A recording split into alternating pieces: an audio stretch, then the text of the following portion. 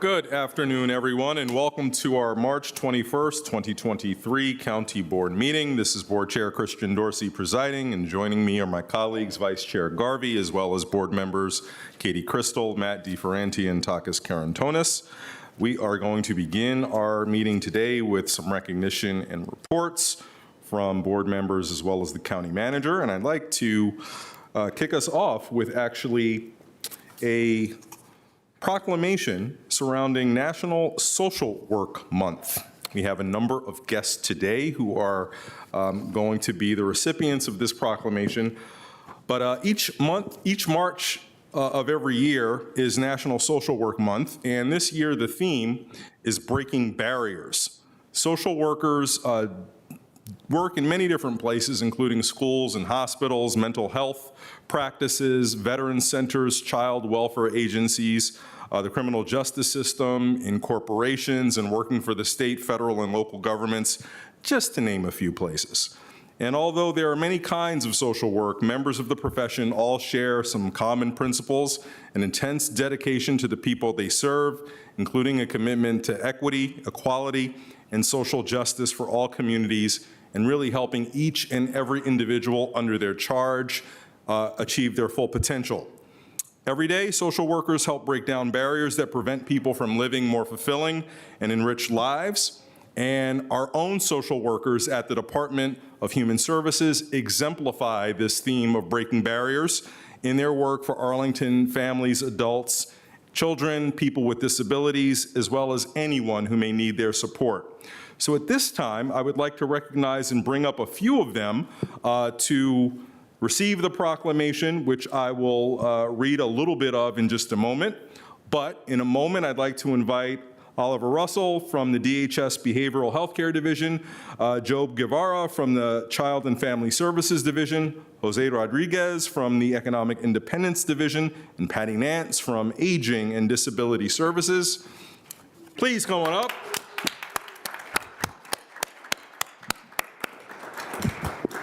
Stand for your adoring crowd. We're going to take some pictures. We're kind of your background.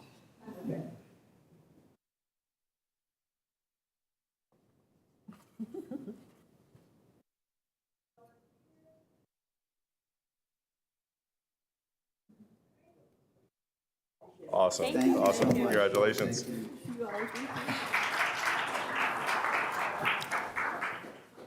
And I don't know who's going to get this, but I'll leave it for you all. It'll be great.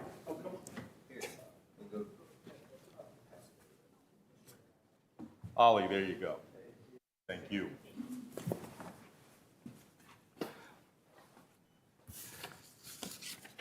Next, I'd like to commemorate the veterans of the Vietnam War, and specifically Vietnam War Veterans Day. I'll read the proclamation, and then do we have Dick Winter here with us today? Yes, great, wonderful. Wonderful. We would love to invite you up after I read the proclamation, if that's okay. So whereas millions of brave Americans have demonstrated their courage and commitment to freedom by serving in the armed forces of the United States on active duty and in mobilized National Guard and Reserve units during our nation's wars and armed conflicts, and whereas one of those is the Vietnam War, conducted between 1954 and 1975, when the United States and other members of the Southeast Asia Treaty Organization joined forces with the Republic of South Vietnam to contest communist forces comprising South Vietnamese guerrillas and regular force units, generally known as the Viet Cong, and the North Vietnamese Army.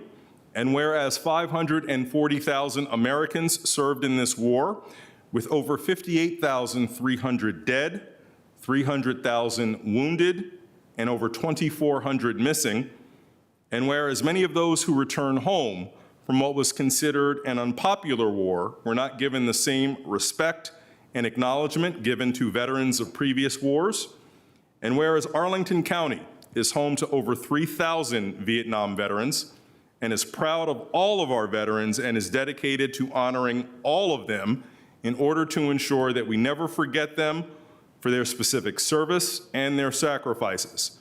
Now therefore, I, Christian Dorsey, Chair of the County Board of Arlington, do hereby proclaim March 29th, 2023 is Vietnam War Veterans Day in Arlington, Virginia, and commend its observance to all of our citizens.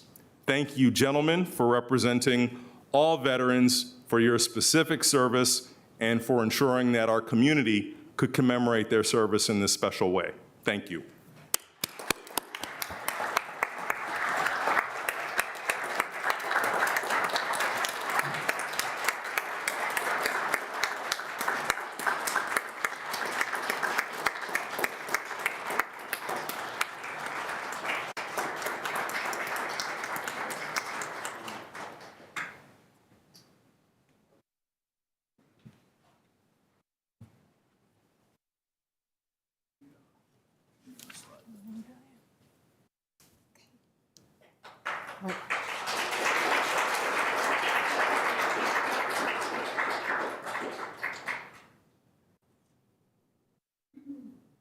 Okay, cute. Thank you both.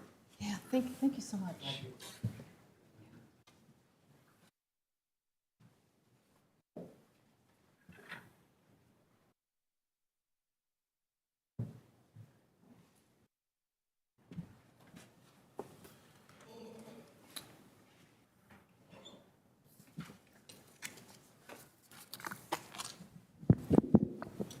Come up next.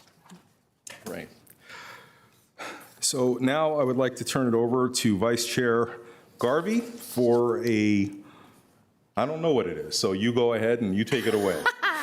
All right, you all just listen and guess what it is. I am excited right now to bring forward today our Arlington Transportation Partners and Champions. We're going to have another photo op. We're going to recognize some folks, which is great. Arlington Transportation Partners is a service of Arlington County Commuter Services, and we work with employees in a variety of sectors in the county, as well as property managers, to educate their employees and tenants about their sustainable car-free or car-life travel options in Arlington. And the Champions Recognition Program gives ATPs, that's our Arlington Transportation Partners little acronym, engaged clients a roadmap to implement a real mode shift in their businesses. In 2022, 223 organizations enrolled in the Champions program, and today we are excited to honor the 22 organizations who have earned the highest platinum tier. The platinum level champions go above and beyond to provide employees commuter benefits and programs, or to meet sustainability goals at office and residential buildings with mode shift enabling amenities. Their innovation contributes to Arlington's status as a top destination for businesses, employees, and residents. So I'm going to share just a few examples from our platinum level initiatives, just to flavor. When I talk about you, if you just raise your hands. First, the properties at both 3001, 3003 Washington Boulevard, managed by Transwestern. If anyone's here from that group, please raise your hand.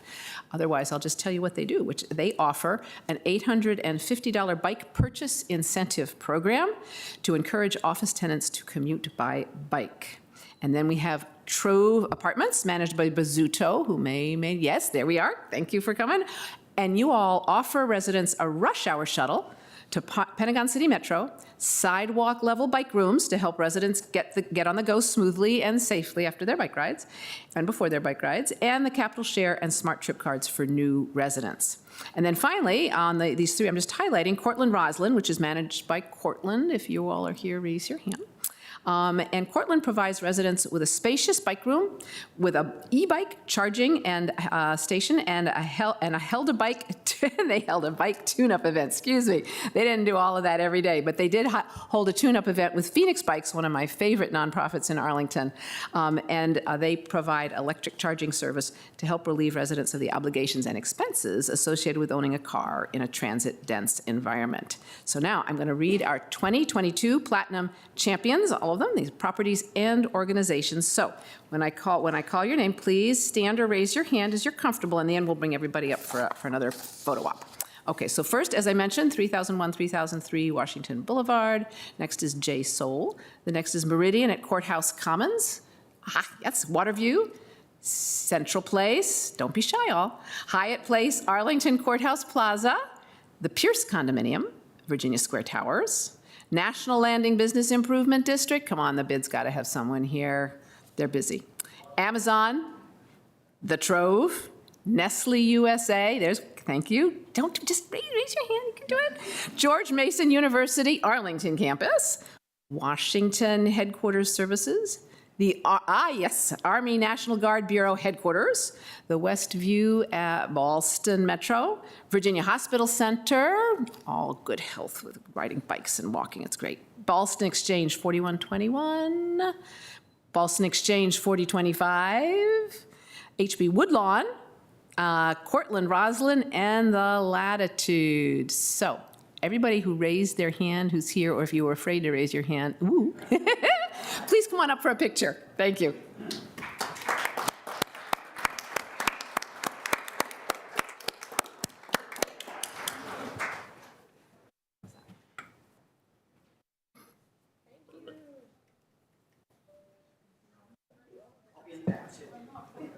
Oh, don't be shy.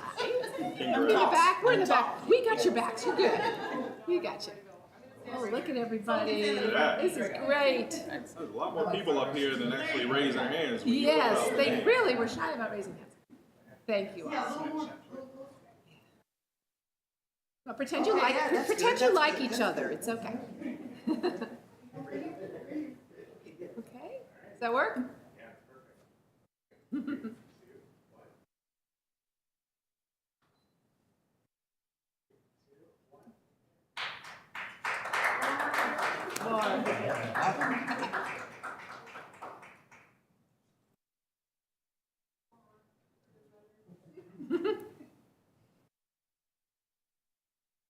Thank you. Thank you all so very much. Thank you.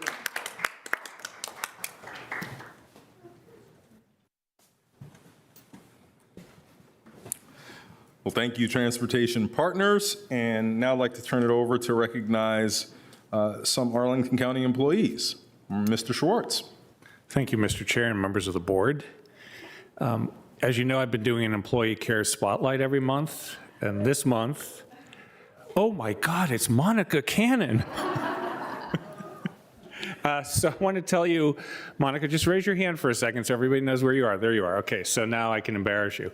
Monica joined Arlington County back in 1999 as an administrative assistant for the Convention and Visitors Service within Arlington Economic Development. And so in the early 2000s, she began supervising all visitor services activities. So as a result of the 9/11 terrorist attack on the Pentagon, ACVS received a federal grant in 2002. And some of you may remember this, establishing a brick and mortar visitor center at Pentagon Row. And Monica led that entire process from the planning through the opening, and she managed the facility through its existence. And that was the first time she became a prominent member of ACVS, but then moving on to 2008, she played a role in putting together our new visitor service initiative. This was my favorite one. I'm surprised you didn't use it today. The rolling concierge on Segways. You might remember that. Yes. A touchscreen information kiosk in one of the first mobile visitor centers in the nation. And with the success of Arlington's innovative all-electric mobile visitor center, Monica led the closure of that original visitor center storefront and has managed the operation of the more efficient and cost-effective one since 2010. So during the pandemic, Monica once again showed exceptional performance. You know, that was a real challenging time for the hospitality team, and she shifted responsibilities to address different tasks in really an amazing way. She assisted with hundreds of event cancellations, rebookings, major adjustments, and she really has been, I just think, an absolute superstar for the ACVS team with our hospitality stakeholders. And so for that 2 decades of contribution, I felt a little bit awkward when I was down talking to her earlier. I feel like she's always greeting me and welcoming me, but I would like to welcome her into the county boardroom, and as a token of our appreciation, give her their certificate and something that will last you a lifetime, a photo with the county board.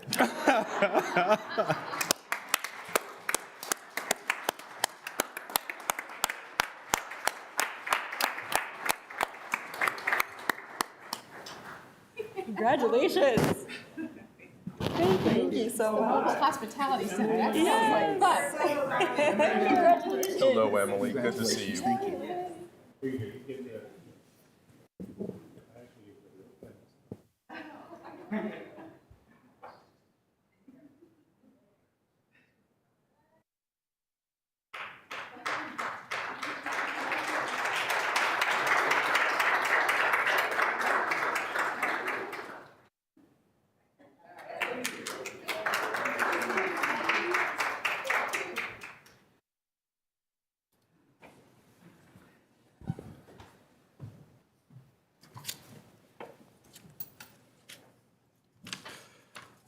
Well, that was wonderful. That was wonderful. So I have a couple of items for my chair's report. They are all very brief, mostly in the form of updates. So as it relates to our Community Oversight Board colleagues, so it was a year ago that we, at the March meeting, impaneled our COB and appointed 9 members to be a part of our inaugural civilian review of law enforcement. And in that year, they have been hard at work, undergoing training to be able to fulfill their charge and going through all the necessary steps to organize themselves for long-term success. We had intended and hoped that during this month, we may consider one of the last steps to their organizational process, and that is the adoption or approval of an MOU with Arlington County Police, the independent police auditor, and the county manager. That is a process that is still ongoing. It is nearing the finish line, but is not quite there yet for March. So we will not be doing that, but the COB itself will be commemorating their year of being stood up and having an event in the community. And I'm going to have to take a second to figure out when that is. My colleague, Mr. DeFerranti, may be able to recall that more quickly. But they're going to have an event that is widely publicized on our website, on the COB page, where they invite the community to interact and engage with them. And we encourage any members of the public who are interested in law enforcement, civilian oversight to attend that event and congratulate them on the work that they've done to get here thus far.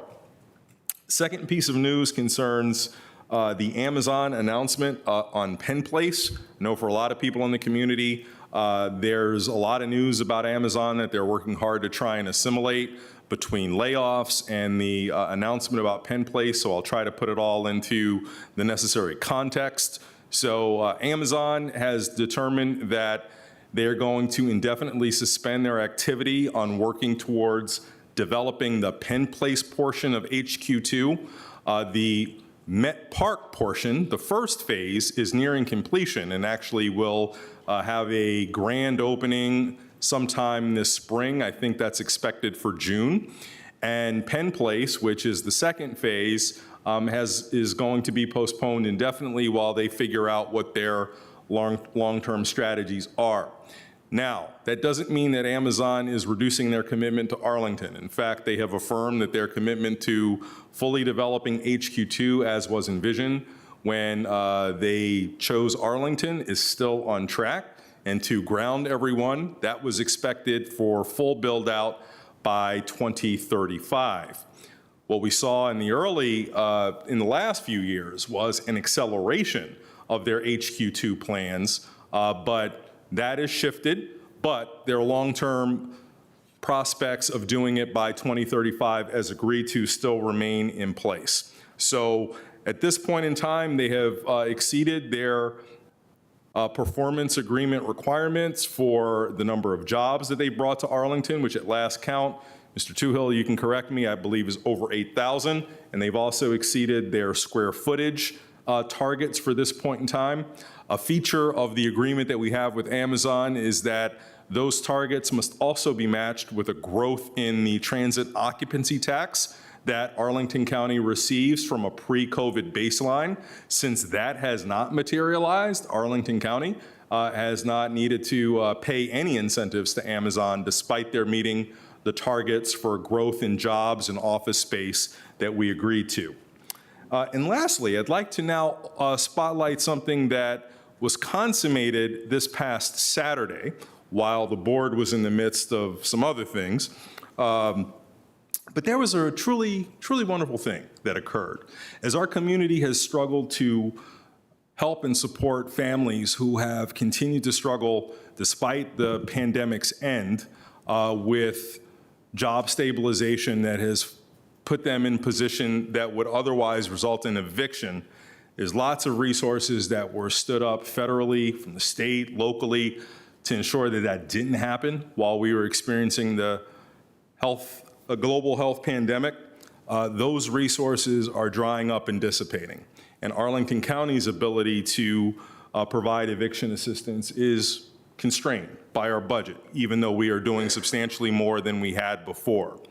This leaves quite a lot of families vulnerable. And figuring out how to help those families is something that has primarily been something that good governments have done, but our ability to continue, being limited as it is, creates a gap.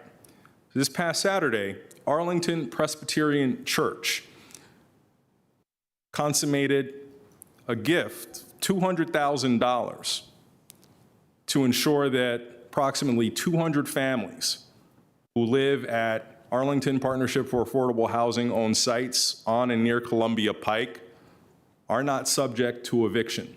The $200,000 goes to clear their arrears to support 200 families from not being removed from their homes, specifically at Gilliam Place, Columbia Gardens, Columbia Hills, Buchanan Gardens, I believe. I may be missing one.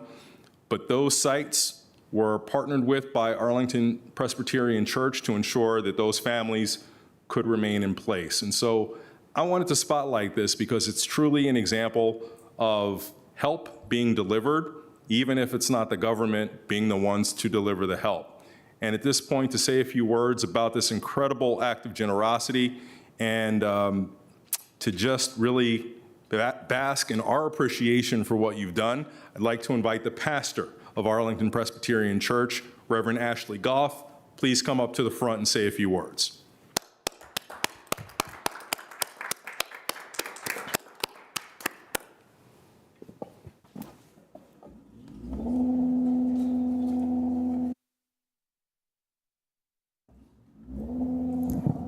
So different than a Saturday on the missing middle. So Carmen Romero came to me a few weeks ago and shared this perfect storm that we are in, that the pandemic subsidies that people had were ending, particularly by the end of February, and that they were carrying in the extra load of rental debt, and they could carry it no longer. And the last thing they want to do is evict anyone, but they were seeing what was on the horizon. So I asked Carmen to give me a number, and I asked her and Marquand Jackson, the Director of Resident Services, to come to worship or to APC on a Sunday and speak to us after worship, and they did so. And after Carmen and Marquand kind of laid out the perfect storm, someone asked, well, how much do you need? And Carmen said, $100,000. And I asked the congregation, what do we do? And someone said, well, we need to write a check. And I kind of playfully asked, raise your hand if you want to write a check, and everyone raised your hand. And then good Presbyterian fashion, we mocked that the motion had passed when there was no motion. So we did, and actually we increased it. We doubled it. So because the need came in, Carmen came back and said the need was greater. So we did, and we did that because we are neighbors, and this is what neighbors do when there is a crisis, and that we rest in this promise of Gilliam Place and this promise of our faith. And not doing so, what we did would have been breaking a promise.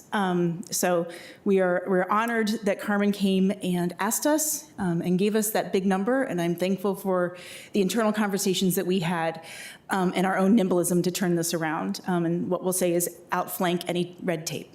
And so thank you for recognizing this, and thankful for APC and for APA and this partnership that was created out of affordable housing. So there's pretty amazing things on the other side. And that's what we hope people see, and will respond with their own generosity that is of challenge to them. Thank you. Thank you so very much. it is certainly an uplifting example for everyone to figure out if they can be of service in their own unique, particular way. The rewards are tremendously worth it, and it is needed. So now I'd like to move to consideration of some updates to our advisory boards and commissions. And Vice Chair Garvey, why don't you start off with the... Thank you. Yeah, I am the liaison to the CCCRC, which is the Crystal City Citizens Review Council. And I actually started that way when I got on the board in 2012. It's been a while. I haven't done it to the total time, but that's been a long time, and over time things change. And Mike Dowell, who is available, I think, on the phone, participating virtually with us, came and said, we really need to update our charter. And clearly, after all of these years, we did. So the mission really hasn't changed, but the name has. We're calling it the Crystal and Pentagon Cities Council, if my board colleagues approve. And the mission is basically the same. And I think there's one more slide here. And there's some changes to the membership, basically evening it out and bringing in more people and stakeholders from the civic associations. And you have before you the proposed new charter with the changes. And I have sent you a change-up markup, which you may have looked through. It's pretty basic. Basically, every time it says the CCCRC, it's changed as CPCC. So we've gotten the name straight. We've done things like change Jefferson Davis Highway to Richmond Highway, as we have done. We now, because it's expanded to Pentagon City, that we now refer to the Pentagon City Sector Plan as well as the Crystal City Sector Plan, which the original charter did. And as I say, balance the memberships. There are 5 ex officio members, which are basically commission liaisons. They don't have a vote, but they do, and they do not count in the quorum against a quorum, but they are there as stakeholders to help in their advice process. So what I'd like to do is propose that the board adopt the following changes that you have that are incorporated in the charter that you have before you, and that is, I think, up here on the screen. And I would love a second, and then happy to take any questions which I or Mike Dowell or some of our staff could answer if you have questions. Thank you, Ms. Crystal. So moved and seconded. Further discussion? No, it's pretty basic. Hearing And none. yep, big thank you to Mike Dowell. Mike, I think he's getting ready to actually leave on an airplane, so he's a little worried about the time. It's really been incredible work by the folks there. Mike, did you want to say something? Thanks, Libby. We've got a lot of great people on this council, and I think this expansion really gives us a really good opportunity to consider the area as a whole. And we've got a lot of investments being made by the development community and the county here. And I think this gives us a really good mechanism for kind of looking holistically across the whole area and giving the board some good recommendations. Thank you. Thank you, Mike. You've been working on this for a long time, and I know with the livability 22202, things are we've come a long way. I don't know if you all remember Krister All. I think he was on the original commission, so we've come a long way and continuing to adapt and change as we need to, so would love to do this. And then, colleagues, the new members, the actual names will come with us with the appointments. Terrific. Thank you. All right, hearing no further discussion, all those in favor of Ms. Garvey's motion, say aye. Aye. Any opposed? The ayes have it 5-0. Thank you very much. Thank you, and appreciate it, Mr. congratulations, Dowell. Mike. Thank you all. Hey, thank you. Speaking of said appointments, colleagues, I'd like to move the following advisory group appointments to the Arlington Partnership for Children, Youth, and Families to reappoint Megan Mack and to reappoint Dave Carlson. Ms. Mack for a term ending December 31st, 2024. Mr. Carlson for a term ending February 28th, 2025. To the Citizens Advisory Commission on Housing to reappoint Haley Norris for a term ending March 31st, 2027. To the Community Services Board to appoint Joseph Albert for a term ending March 31st, 2026. To the previously mentioned Crystal and Pentagon Cities Council, appoint Jill Brown, Ben DeVonzo, Rich Fernicola, Wesley Mayer, Robert Vaughn, Jeffrey Williams, Maury Zabita, Tommy Amal, Nia Bagley, Shruti Kupa, Haley Norris, Patrick Philippi, Michael Dowell. I'm sorry, let me stop there. Appoint Haley Norris. And then to reappoint Patrick Philippi, designate Michael Dowell, and to designate Taylor Lotch. As vice chair, Michael Dow as chair. Those terms for the leadership would be designated through December 31st of this year. And the reappointment of Patrick Filippi will be through November 30th, 2024. And the other appointments will be for a term ending March 31st, 2025. To the Economic Development Commission, we appoint Nick Gregorios and Jordan Tate, both for terms ending March 31st, 2026. To the Forestry and Natural Resources Commission, that we appoint Michael Beckman for a term ending March 31st, 2026. To the Technology Commission, James Smith for a term ending the same time. And to the Tenant Landlord Commission, that we appoint Sarah Lanford for a term ending the same time. And finally, that we appoint as our Animal Control Officer in accordance with the Code of Virginia, Article 3.26555, that we appoint Grace Vitrubic to the position of Deputy Animal Control Officer. That motion does not need a second. Is there any discussion? Seeing and hearing, Mr. Karantonis. No. All right. Seeing and hearing none, all those in favor of those appointments, please say aye. Aye. Aye. Any opposed? The ayes have it. Congratulations to all those who were appointed, reappointed, or designated. My apologies if I mispronounced any of your names. Your service is greatly appreciated, and we look forward to your service to the commission and hope you find it as fulfilling as we find it valuable. Moving next on our agenda, we have some board member reports, and Ms. Garvey, I think you have the first two. I do, and I had to give this report because I had to show you the picture. We had the Friends of Urban Agriculture held their spring garden kickoff, and I always love to go and see Katie Drew and what she's up to. It was a lot of fun. Next slide. Yeah, thank you. And that's just saying it was on Saturday at the Central Library, which is where they hold the kickoffs, and also they have a fall thing. I wanted to talk about because Reverend Goff talked about the perfect storm. Included in that perfect storm are the issues with food and food insecurity. And so this was just something to talk about. The Friends of Urban Agriculture do a lot to help support our folks who are food insecure.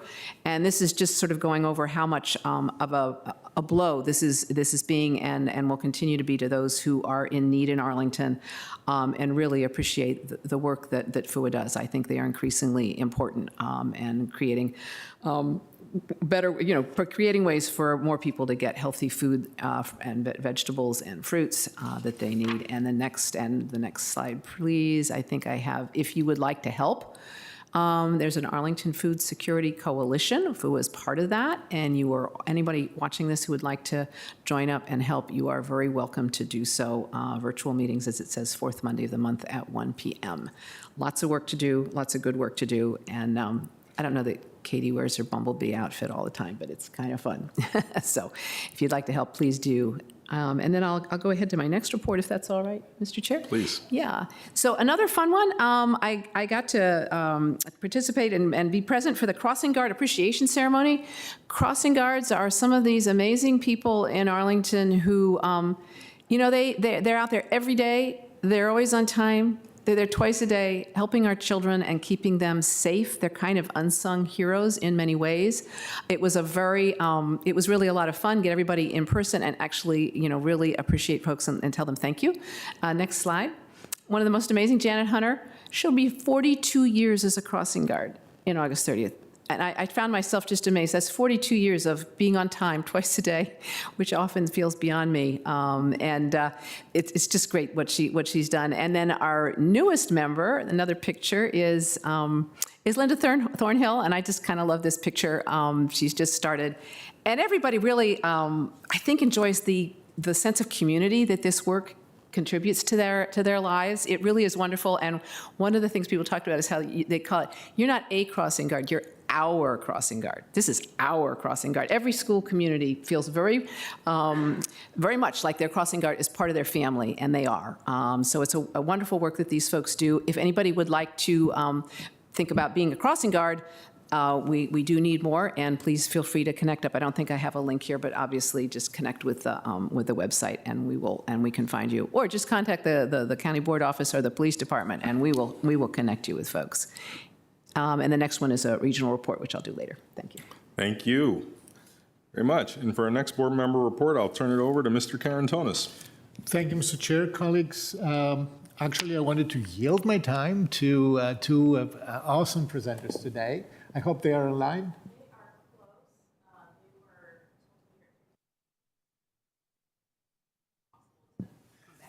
To come back? Too efficient. So, all right.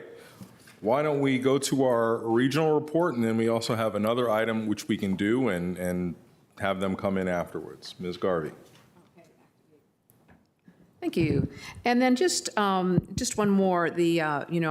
DeFranti and I are part of the Northern Virginia Regional Commission, and a few times last year they came together to help folks in Syria, and this time a regional effort to assist the victims of the earthquake in Turkey and Syria. It's really kind of inspiring to see everybody come together from around the Northern Virginia region, and it kind of reminds us of how connected we are with the world. And it's really great. Then the next slide, if you would like to help, I know the earthquake is no longer front and center in the news, but the need of people is incredibly great. They're keeping their contributions open for a while. They're getting very close to their goals. So if you would like to contribute, that would be great. And it's simply helpearthquakevictims.org, and that's been vetted through the Northern Virginia Regional Commission, and the help will get to people who need it. So I invite people to help, and again, keep our friends in Turkey and Syria still in our thoughts and prayers, considering the conditions they're continuing to live in. Thank you. Thank you. So, Ms. Jacobs, I know we have an item after Mr. Karantonis's that is scheduled. Is that ready to proceed, or? No. That's not The staff ready. member's not here yet. Okay. She's on her way. All right. So, colleagues, at this point, I'm going to call a biological break for the board, and we'll reconvene in just a few moments.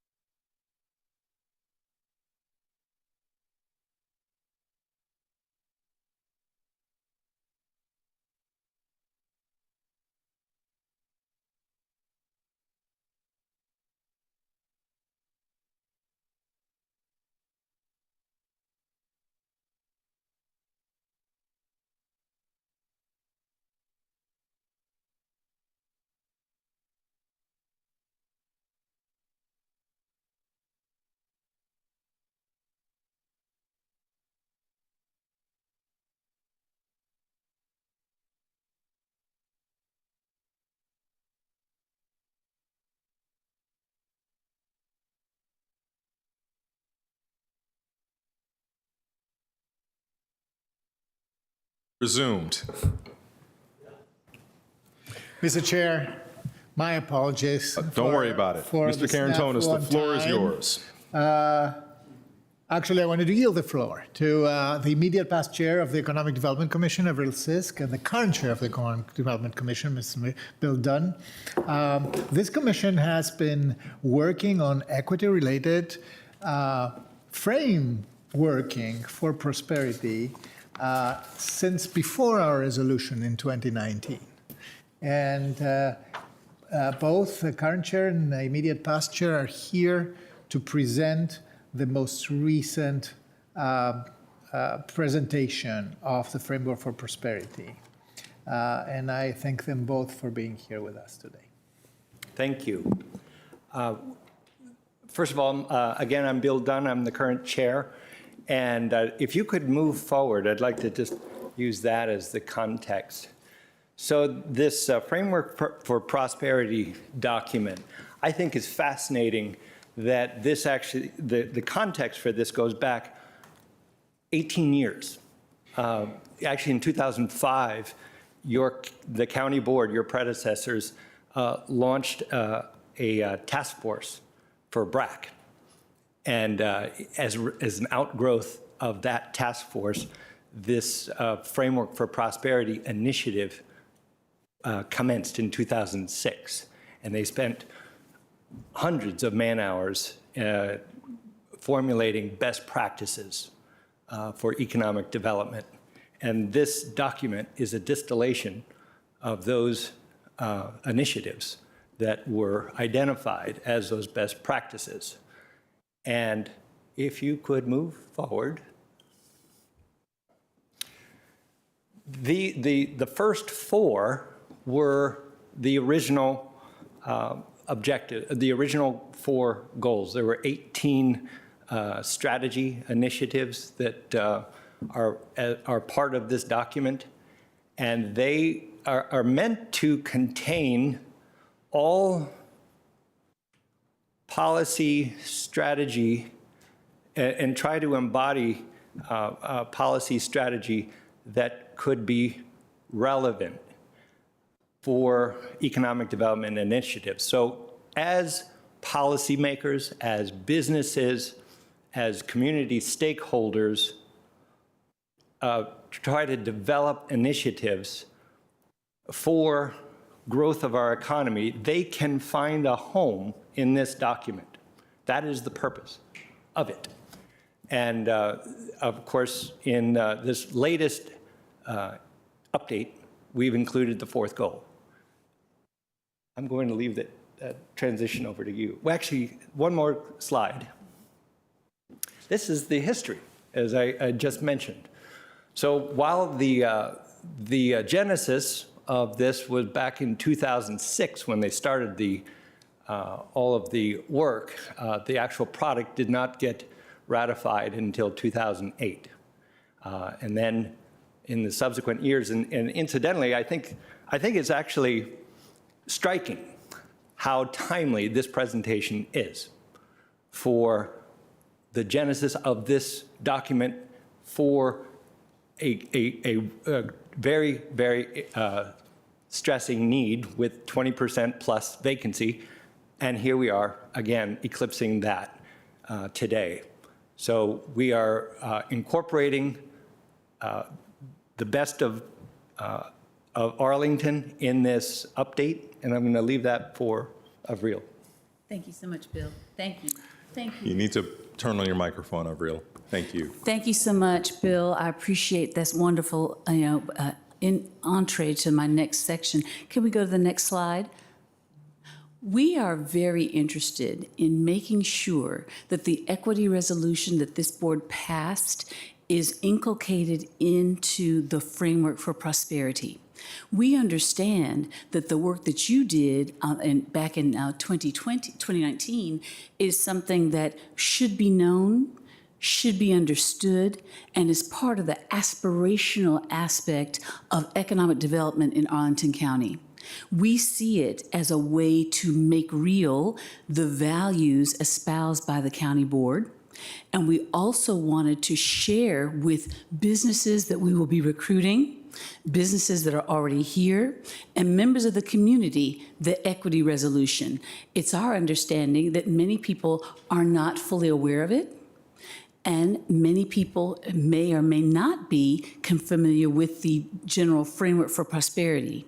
So by marrying those two, what we're hoping is that businesses that are thinking of coming here will know about the aspirational aspect of this part of economic development. Businesses that are already here will be proud to participate in this aspect of economic development, and members of the community will rally behind the framework for prosperity, the equity resolution, and work toward creating the opportunities that we believe are available through economic development to meet the goals of equity, diversity, and inclusion. Now, I will say that we could not have done this without the assistance of AED staff.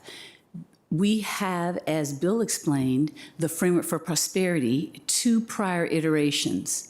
Another iteration is expected in 2026 or 2027, but we wanted to do an update in the interim period to include the language of your equity resolution.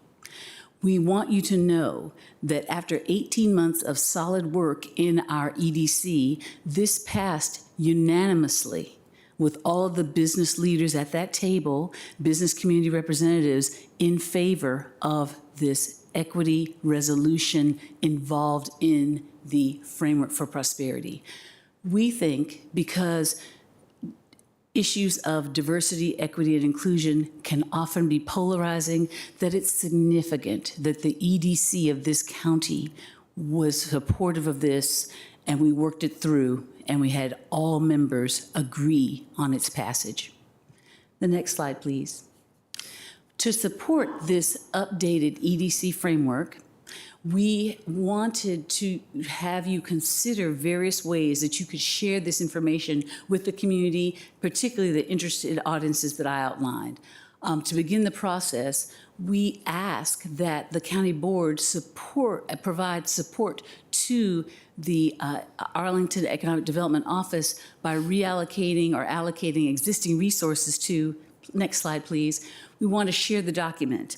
We're talking about perhaps hard copies available to businesses that ask for it.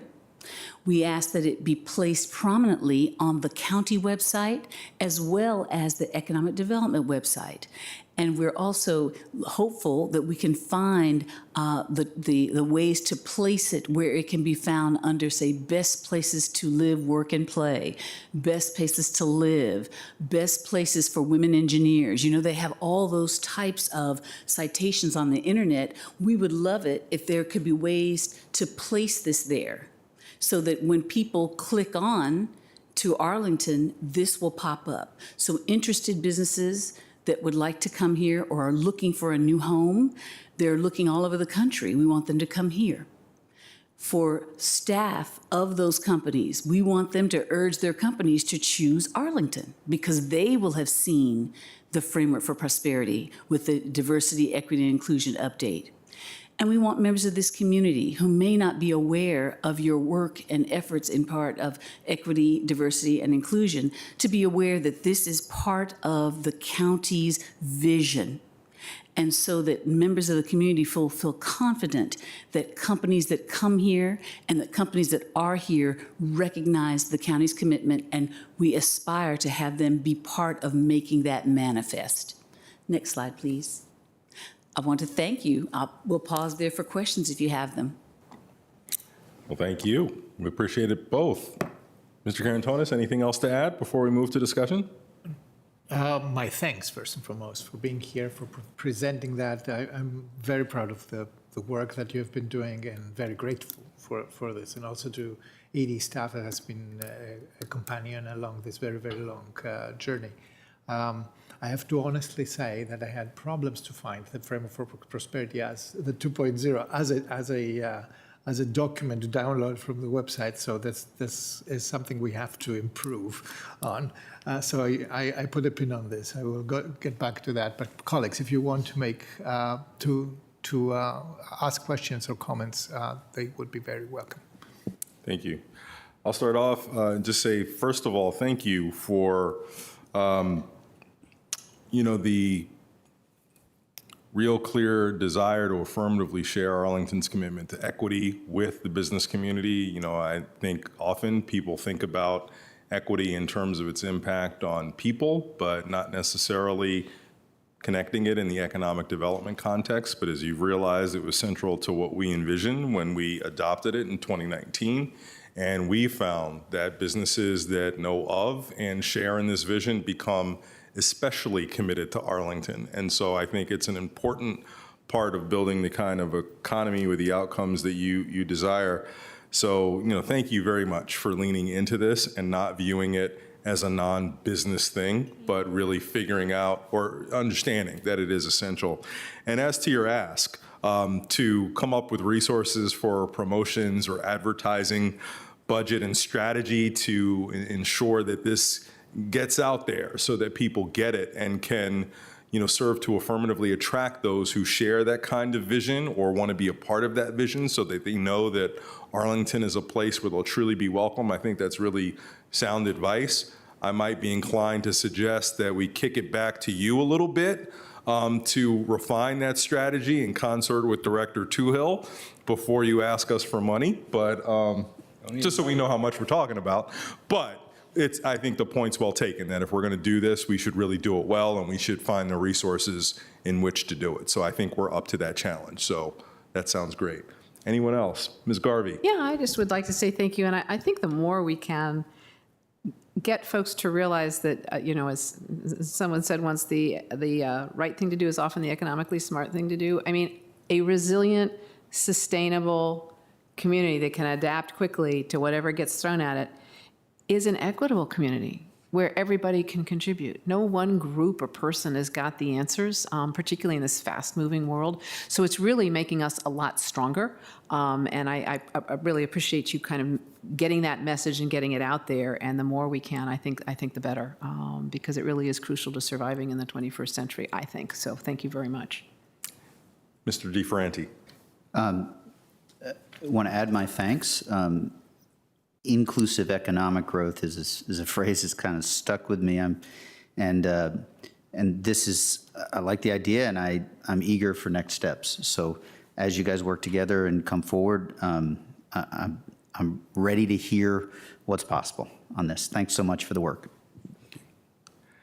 Well, now that you all are, even though your item is concluded, I really hope you will stay for the next, because it's something that is of preeminent community concern, and you'll find out how just easy it is, and I hope you share it with all of the networks that you're a part of.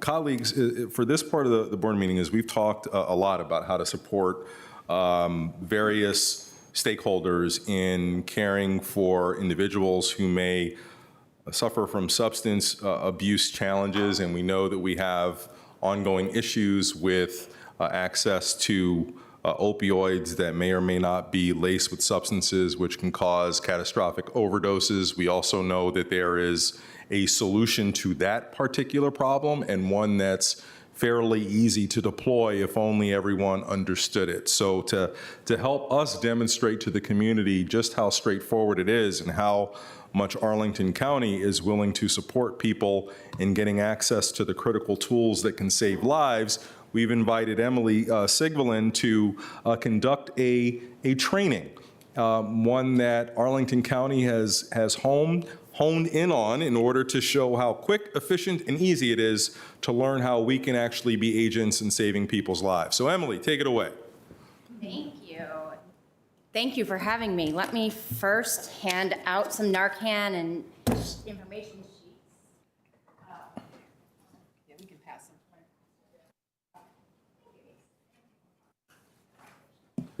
Thank you. So first off, thank you so much for having me here today and for giving this the attention that I have been really wanting it to receive. And so I really appreciate you all taking the time to have us here today. So I am going to walk you through a very brief Narcan training. I know many of you have actually already been through one of these, but I appreciate the opportunity to just illustrate exactly how simple this medication is.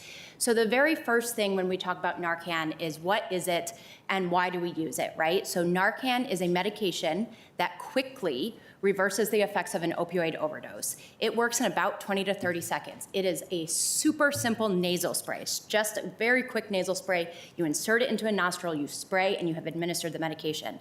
It only works to reverse the effects of opioid overdoses.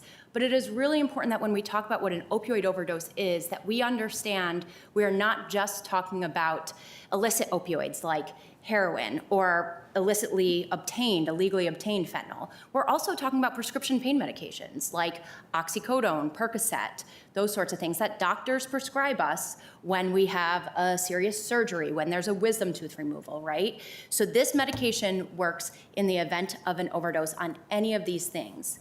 We also are very concerned now about counterfeit pills. These are pills that are made to look exactly like the real thing.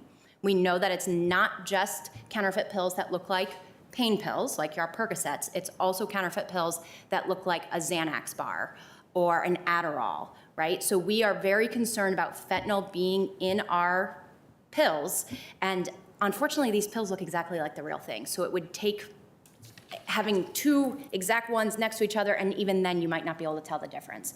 So the reason we want to get this medication out and the reason we want everyone to carry this medication is because really everyone is at risk of witnessing an overdose, right? All of us have a role in our community to carry this and to respond to an overdose.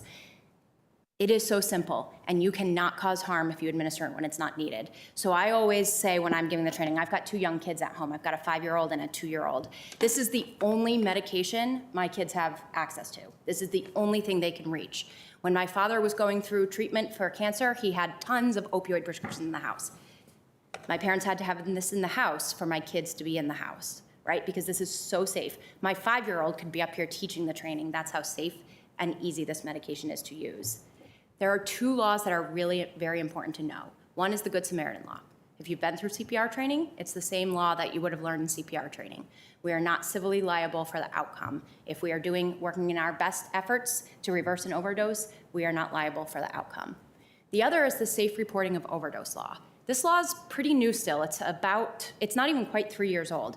But this law is also safe reporting of overdose or safe harbor law. This law states that anyone who calls for help for someone who's overdosing and the person who is overdosing will not be charged with a misdemeanor-related substance use crime. So that's going to cover underage drinking, public intoxication, drug paraphernalia, and other illicit substances on scene. Again, it's going to be just for misdemeanor-related crimes, okay? So it doesn't cover like a felony. We highly encourage folks that when they come across someone that they think may have overdosed, that they administer this medication. How do we know someone's overdosed? Really what you're looking for is if the person's unresponsive. Because this medication is so safe, you don't need to be a medical professional to determine what is really happening, right? You just want to see this person's not responsive. Hey, Emily, you okay? I don't respond. Do a sternum rub. Rub your fist up and down my sternum or pinch my earlobe. If I don't respond, you have a medical emergency. You want to administer this medication and call 911. Again, super simple. Insert it into the nostril, spray 1 time.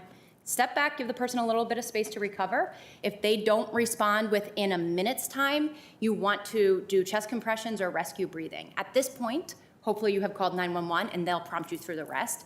What I always like to make sure our community understands is you don't have to be good in emergency situations either, right? You can kind of turn your brain off.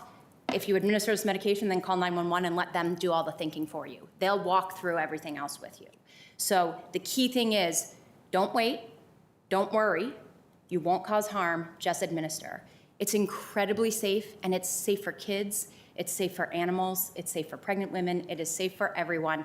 There are very few contraindications besides the fact that what you're doing when you administer this is you're knocking all the opioids off the person's brain, so you're immediately sending someone who has a physiological dependence on opioids into withdrawal. So they will be feeling very sick if they have a physiological dependence. But besides that, you're not going to cause any harm. That is the very brief training. Any questions that I can answer?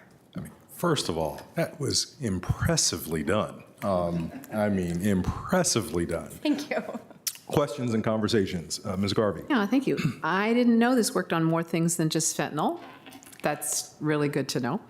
And, for anybody who's had a sinus infection and done, Flonase or whatever, this is just, the same sort of thing. I am wondering about storage. So, because I've thought about leaving in my car, but I think that might get too hot or too cold. Could you talk about that a little bit? Sure. So the recommendation is that it's essentially stored at room temperature.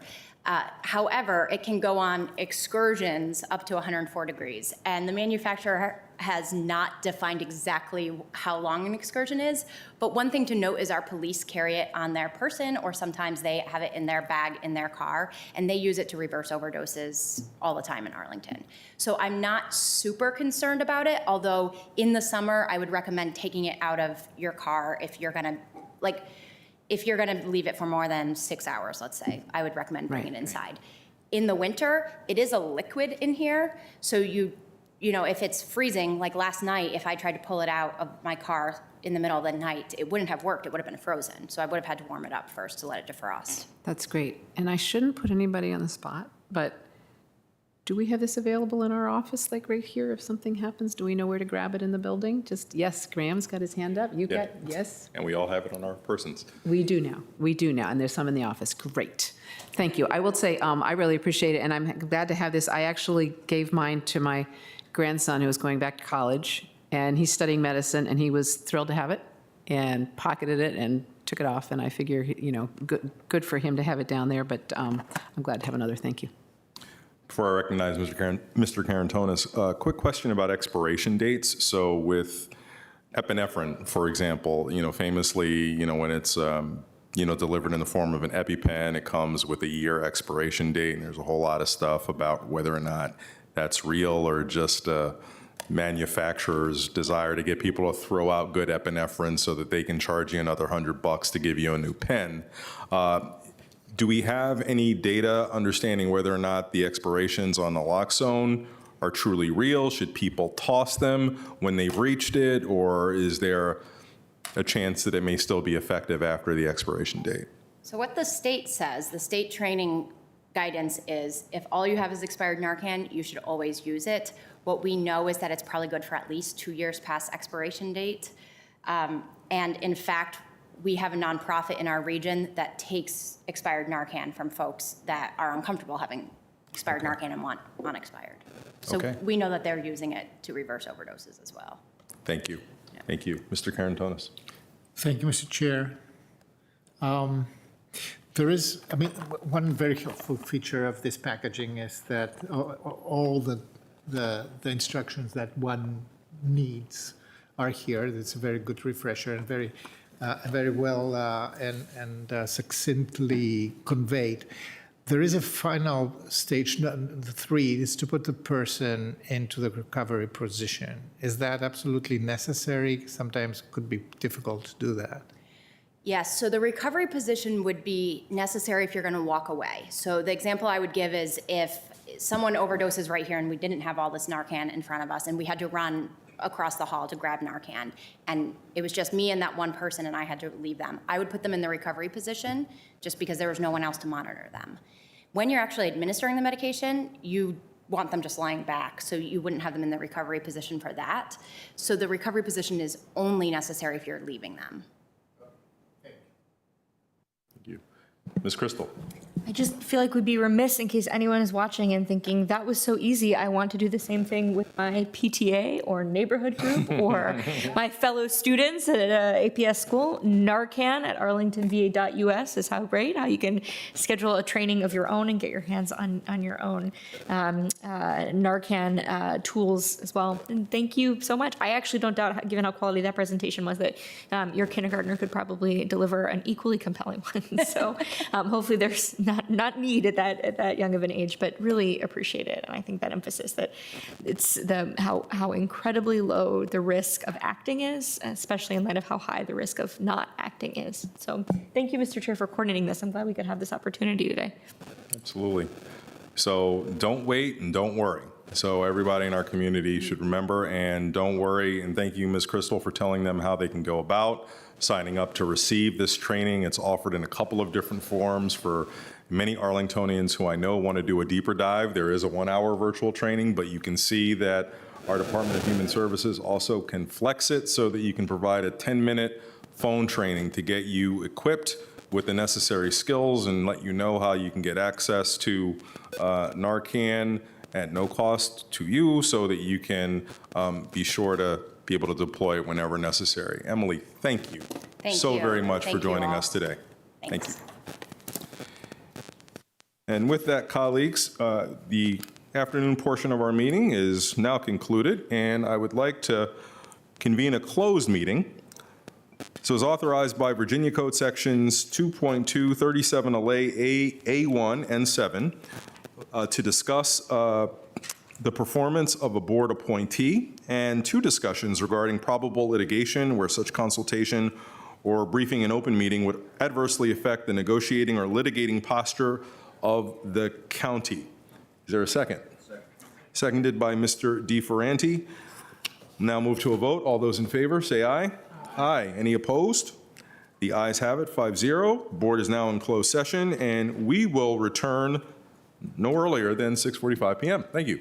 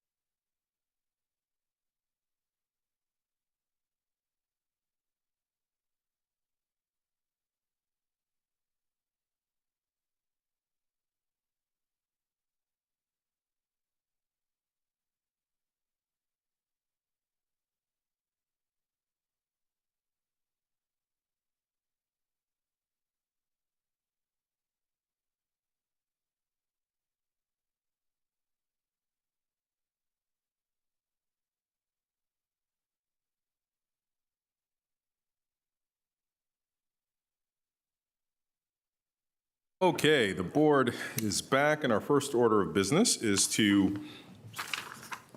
certify our just concluded closed session. So to that end, I'll say this slowly because Mr. DeFerranti is joining us, but he's here. I move that the members of the county board certify that at our just concluded closed session, one, only public business matters lawfully exempted from open meeting requirements under Chapter 37, Title 2.2 of the Code of Virginia, and two, only such public business matters as were identified in the motion by which the closed meeting was convened were heard, discussed, or considered by the board. Is there a second? Second. Thank you, Ms. Crystal. And will our clerk please call the roll? Mr. Dorsey? Yes. Ms. Garvey? Yes. Mr. Carantonis? Yes. Mr. DeFerranti? Yes. Ms. Crystal? Okay. We're now ready to consider our consent agenda item. We did have an item that was pulled from our Saturday agenda. That's item number 5, site plan amendment for SP 26. Ms. Jacobs, will you please call it? Yes, you would like me to call speakers? I just gave the number. I think you can describe what this is, if you wouldn't mind. Need to hear the speakers first. Oh, that's right. Yeah, I'm sorry. Yeah, I forgot. Do we have speakers on this item? We do. Yes, our first speaker is Christine Hines, followed by David Snyder. Okay. Please come on up, Ms. Hines. And you can adjust the lectern using those up or down arrows if it's not at a height suitable for you. Okay. Fancy. I think you can hear me, right?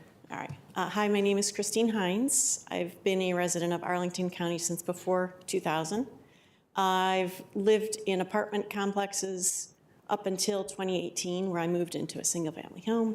I've also worked in a couple of different business locations in the area. My concern is, and I appreciate the callbacks I got during the day to answer my questions, but my remaining question, I understand it's a business building, not a residential, in which case I would have gone on a bit longer. My concern is, and I understand for the empty buildings that apply for occupancy, or before anyone could occupy, somebody would have to apply for the thing, and that would throw the flag, and then you could check the ratio of the parking spaces to what their planned occupancy was. So I understand that. That's not my concern. My question relates to the one building that's currently occupied, and that if it exceeds a certain occupancy rate, which they're not currently planning to do, then that would throw off the ratios and they'd have to come back in. And my question is how, given that it's already partially occupied and they may not have to ask for another permit, what is going to flag somebody checking that that ratio stays intact? Understanding that no one would do this purposefully, but 5 years down the road, the person who's bringing it up now isn't there, and kind of people lose track of it. So my question is how is that going to get flagged for the building that's currently partly occupied to make sure that the ratios stay intact? Thank you. Thank you. Our next speaker is David Snyder. David Snyder. Okay, I don't believe David Snyder is with us. Okay. And it looks like from the sheet, if I'm reading it correctly, that concludes our consent agenda speakers. It does. Now, Madam Clerk, will you please call this item? Yes, it's item number 5, which is site plan amendment for SP number 26 to modify the commercial parking ratio for the existing office buildings comprising the Roslyn Plaza site at 1601, 1611, and 1621 North Kent Street. Thank you very much. Now I'd like to turn it over to County Manager Schwartz to introduce the staff presentation. Thank you, Mr. Chair. I ask Shepard Beeman, who is here with us this evening, to make a brief verbal presentation. Shepard? Good evening. Shepard Beeman, CPHD Planning. So this is a request for a parking modification for site plan 26 to modify the parking ratio in the Roslyn Plaza from 1 space per 719 square feet or 611 spaces to 1 space per 2,006 square feet or 219 spaces to allow structural repairs of the below-grade parking garage related to a building code compliance violation. As you previously heard, building C and D are currently vacant, and building E has an occupancy of a third, or 34%.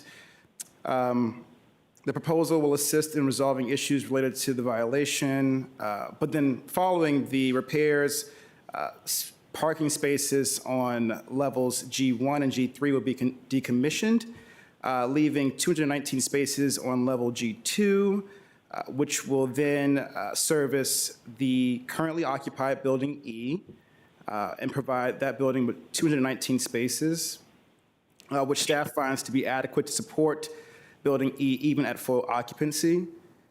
We have gotten support back from the Rosslyn bid and the North Rosslyn Civic Association.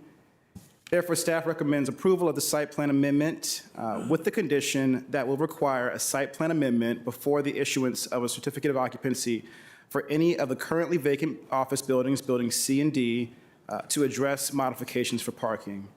And I am joined tonight by the applicant's representative, Kedrick Whitmore, and I believe we have, virtually we have DES Principal Planner Rob Gibson, and I'll end there if there are any questions. Thank you, Mr. Beeman. Now I'll turn to Mr. Whitmore if he would like to make an applicant presentation. Thanks, Mr. Chair. I'll be very brief. I think Mr. Beeman's presentation covered all the salient points. I think the only thing that I would add is specifically to Ms. Hines' question and comments. I appreciate her bringing those up. We are leaving the building that is currently occupied, building E, that is occupied at 34% currently. There is still going to be a required parking ratio of 1 space per 681 square feet within that building. And I should note that after this work that Mr. Beeman referenced, this life safety work is completed, there will still be 219 parking spaces available, and that would allow for a 1 to 681 ratio for the entirety of that building E. So even if that building became full with tenants, there would be sufficient parking currently, and after this work is going to be done, there would be sufficient parking to meet that required parking ratio. So in that event, there would not be a need to go back for a site plan amendment because there would be enough parking available in the garage. Obviously, if either of the 2 vacant buildings for some reason became occupied, we would need to return for a site plan amendment. Okay, thank you. We don't have any commissions on this, I don't believe. Do we, Madam Clerk? Okay, so colleagues, the discussion is now with the county board. And if at any point anyone is ready with a motion, feel free to jump in. I'm sorry for not coordinating us on that earlier. Ms. Crystal. Sure, I just wanted to be clear, and then I'd be happy to make the motion. So just to make sure that I'm hearing correctly from both our staff and the applicant's representation, the point is that this occupancy, the reduced occupancy that is before us now, would be sufficient for building E, currently partially occupied, even if it reaches full occupancy. Is that correct? That's correct. Okay, I appreciate that. I appreciate Ms. Hines bringing that question forward for us. Okay, Mr. Chair and colleagues, I move that we adopt the attached site plan amendment ordinance for site plan 26 attached to the staff report dated March 10, 2023, that would modify the commercial parking ratio for the existing office buildings comprising the Rosslyn Plaza site from 1 space per 719 square feet, i.e. 611 spaces, to 1 space per 2,006 square feet, which would be 219 spaces. Second. All right, moved by Ms. Crystal, seconded by Mr. Karantonis. Any further conversation on it? Mr. Karantonis? Oh, no. Mr. DeFerranti? Thank you to Ms. Hines for coming in, and I do think it's responsive, so I'm happy to support this. Thank you. I just want Mr. to remark Karantonis? this is what happens to parking ratios that are 60 years old. So Okay. now a third of that is sufficient. So I'll just add that, Ms. Hines, I do appreciate you raising the question because you got us thinking about something that is always top of mind. When we make actions on this board, how do we ensure that they're followed through with in the real world? In this case, we have the comfort that what is available is not impacted by occupancy of that building, so it doesn't really become an issue in that regard. But I think your testimony, we will ensure that we actually find some way of effectively monitoring this building so that if other parts of it do become occupied, this doesn't get lost in the process. Because at that point, if building E, if that were to become full over time, it would pretty much be within, but at its parking ratio. So it wouldn't have the ability to absorb any more occupancy in the other buildings without bringing more parking online. So we have to make sure that we are aware of all of that so that there are no honest mistakes as this goes forward. So thank you for bringing it up. It has been moved and properly seconded. No other lights are on, so we'll move to a vote. All those in favor, please say aye. Aye. Aye. Any opposed? The ayes have it 5-0. We are now ready to move on with continuation of our agenda item number 33, which we heard a substantial amount of public testimony on Saturday. And so tonight, the board will only hear from the remaining speakers from Saturday's public hearing. Just so you all know the calendar, we will then recess until tomorrow afternoon at 4 p.m., where the board will convene again to deliberate. A few announcements before we continue with the public hearing. Since the room is a bit more crowded than usual, we do encourage you to wear face masks. They are welcome but not required. If you need a face mask, they are available with our clerk at the front of the room. You can see that we here on the dais are maintaining physical distancing and may wear masks depending on our preferences. And tonight, we probably have staff here in the room in the form of Mr. Ladd. We may also have a number of people participating virtually as part of our hybrid meeting model. And in fact, speakers can participate both in person and virtually as well. For those of you who are here in person, as a reminder, as you address the lectern here in the front, you do not have to do anything to the microphone. Leave it be, but you can adjust the lectern to a height that is suitable for you using the up or down arrows that are located as you position yourself to the right. Please speak clearly into the microphone so that everyone can hear you. And if you have documents that you would like the board to receive, please submit those to our clerk and ensure that your name and contact information is available on all documents. For those who are joining remotely, please keep your cameras off and your microphones muted until you are recognized to speak. You can unmute yourself by pressing *6. If you are participating by phone or by clicking on the microphone icon on the toolbar, if you're joining us on Teams via an app or browser. And I'll just say that if you see board members move around from time to time and leave the front of the room, it's not that we're leaving the meeting. We can follow it when we leave here, even if you cannot see us. So with that, I know we were on speaker 200 and something, Ms. Jacobs. If you can resurrect that list and we can get started. Yes, speaker 226, Christine Hines, followed by Marlene Friesen, followed by Jim Deering. How did you do that? That was a deft trick to be the last speaker on this first speaker. Wow, that's amazing. Did you miss me? So Christine Hines, and I would strongly urge that you reconsider before voting tomorrow to change the zoning in Arlington County, because even since the 2011, the population in Arlington has been increasing at a decreasing rate. So it grew by 1.5% in 2011. It grew by, it's forecasted or projected to grow by only 1.27% in 2023. So this population increase has been going down even since before COVID hit. And there's research that shows that that trend is going to continue. So I think that the research that was done maybe needs to be updated to take this into account.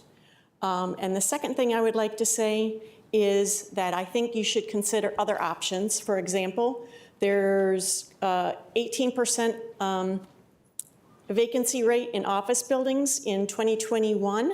That's now increased almost 21% in 2023.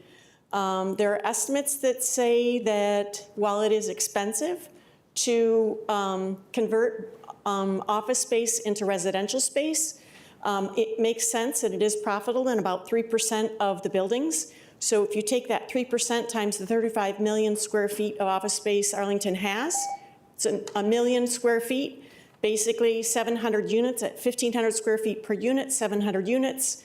There are 250 units in the reserve at Clarendon.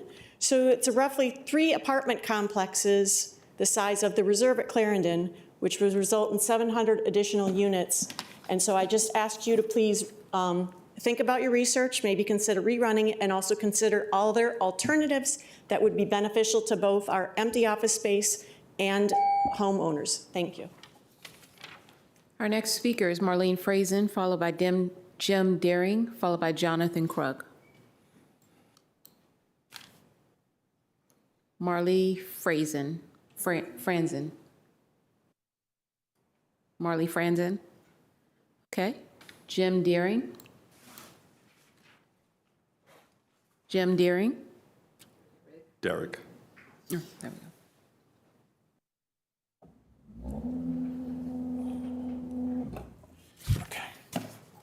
Good evening.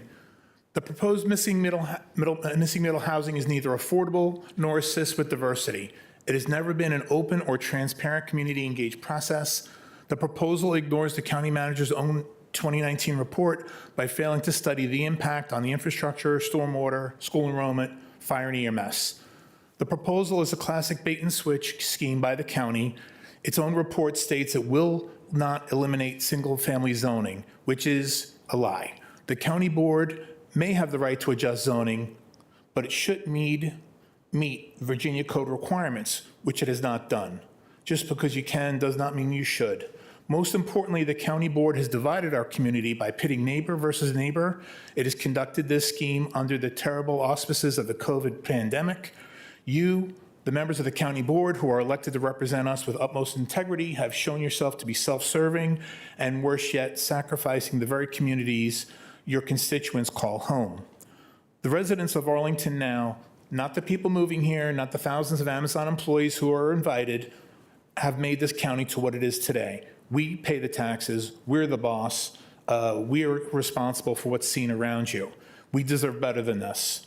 Missing Middle is a well-crafted marketing effort by well-moneyed out-of-state interests, and you have bought into this scheme and now are on snake charmers on their behalf, preying on residents you have deceived. If you pass this, it will stick for a bit, but you will bear full responsibility for the wasted tax dollars on the numerous lawsuits to follow, the families forced out of their homes due to rising taxes and predatory developers, and the unrest in our once Arlington Way communities. This group has had a very bad history with bad deals for people, Virginia Hospital, Fire Station 8, the Columbia Pike Trolley, and so on. Thank you. Our next speaker is Jonathan Krug, followed by Alex Pilkington, followed by Kathleen Miro. Jonathan Krug.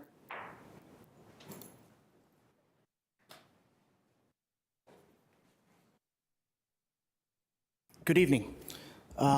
First off, thank you for letting me have this time to speak to you on this very important agenda item. The decision that you all will make will fundamentally transform Arlington neighborhoods. Based on that decision, every one of you all will be responsible for that. Let Arlingtonians make that decision and not this board. I live in Glen Carlin. Matt, Katie, you guys came to our pancake breakfast one year. You know my neighborhood. I've lived there for 25 years. It's a very historic neighborhood. For y'all that may not know, it's home to Ball Sellers House. That was the tailor of George Washington, our very first president. We have a public library. We have a community center that also acts as a preschool for little kids. I've lived there for 25 plus years. It's a beautiful neighborhood. It's surrounded by a cul-de-sac, woods. My wife and I were very fortunate to be able to buy our second home there on Parkland, a block down from Ball Sellers' house. It sits on a 12,000 square foot lot. To the right of me is an 8,000 square foot lot that's empty. Got short time. My guess is I don't know where y'all live, but my guess is you do not have an 8,000 square foot lot next to you. And my guess is it's got a Compass real estate sign in front of it, and they're waiting for you to make the decision, and they're gonna build a sixplex or a duplex. And I told my wife I would never sell, I'd rent. But if they do that, this beautiful 1894 home, I will sell to the Thank you. highest developer. Your time has elapsed. Thank you. Highest developer. Thank you. Thank Your you. time is concluded. Please cede the microphone. Don't do it, it's Our wrong. next Thank you, sir. We've heard you. I'll leave my notes here for you. Please cede. You can take your notes as well, sir. If you'd like for us to receive them, you can hand them to the clerk as advised.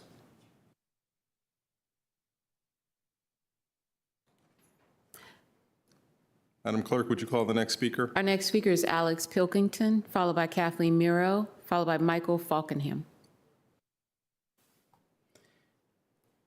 Alex Pilkington. Kathleen Miro.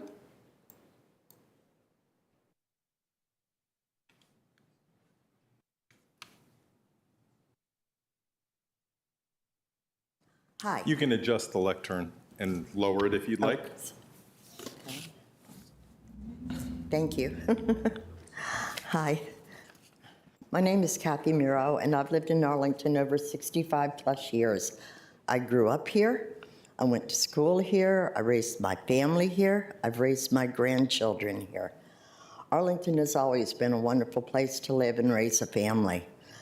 But things have changed in recent years, and residents of this county are not happy about the manner in which the county board has executed projects in this county.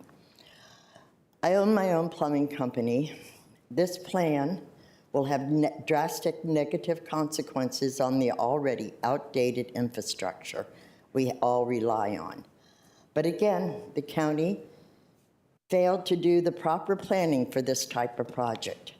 On Saturday, I listened to Mr. Quinn, a professional engineer licensed in the state of Virginia, explain to you what is currently wrong with our infrastructure and how this will make it worse. I hope you listened as well. I just read that the county is going to buy its first home in Arlington for flood prevention to the cost of $969,000. And it will be torn down, and the property will be replanted to serve as overland relief at a cost of $350,000. What a sad use of tax dollars for a Band-Aid. Our real estate assessment stated that the county is facing a funding gap of more than $30 million due to the growth in expenses outpacing the growth in revenue due to commercial vacancies. Doesn't that make you stop and think? The county's refusal to plan in advance before approving significant land use changes has brought on an antiquated water distribution and sanitary sewer system, springing frequent leaks and barely meeting today's needs. Thank you. Thank you, Ms. Miro. Our next speaker is... Vote no. Our next speaker is Michael Falkingham, followed by Scott Miles and Christine Brittle. Back up.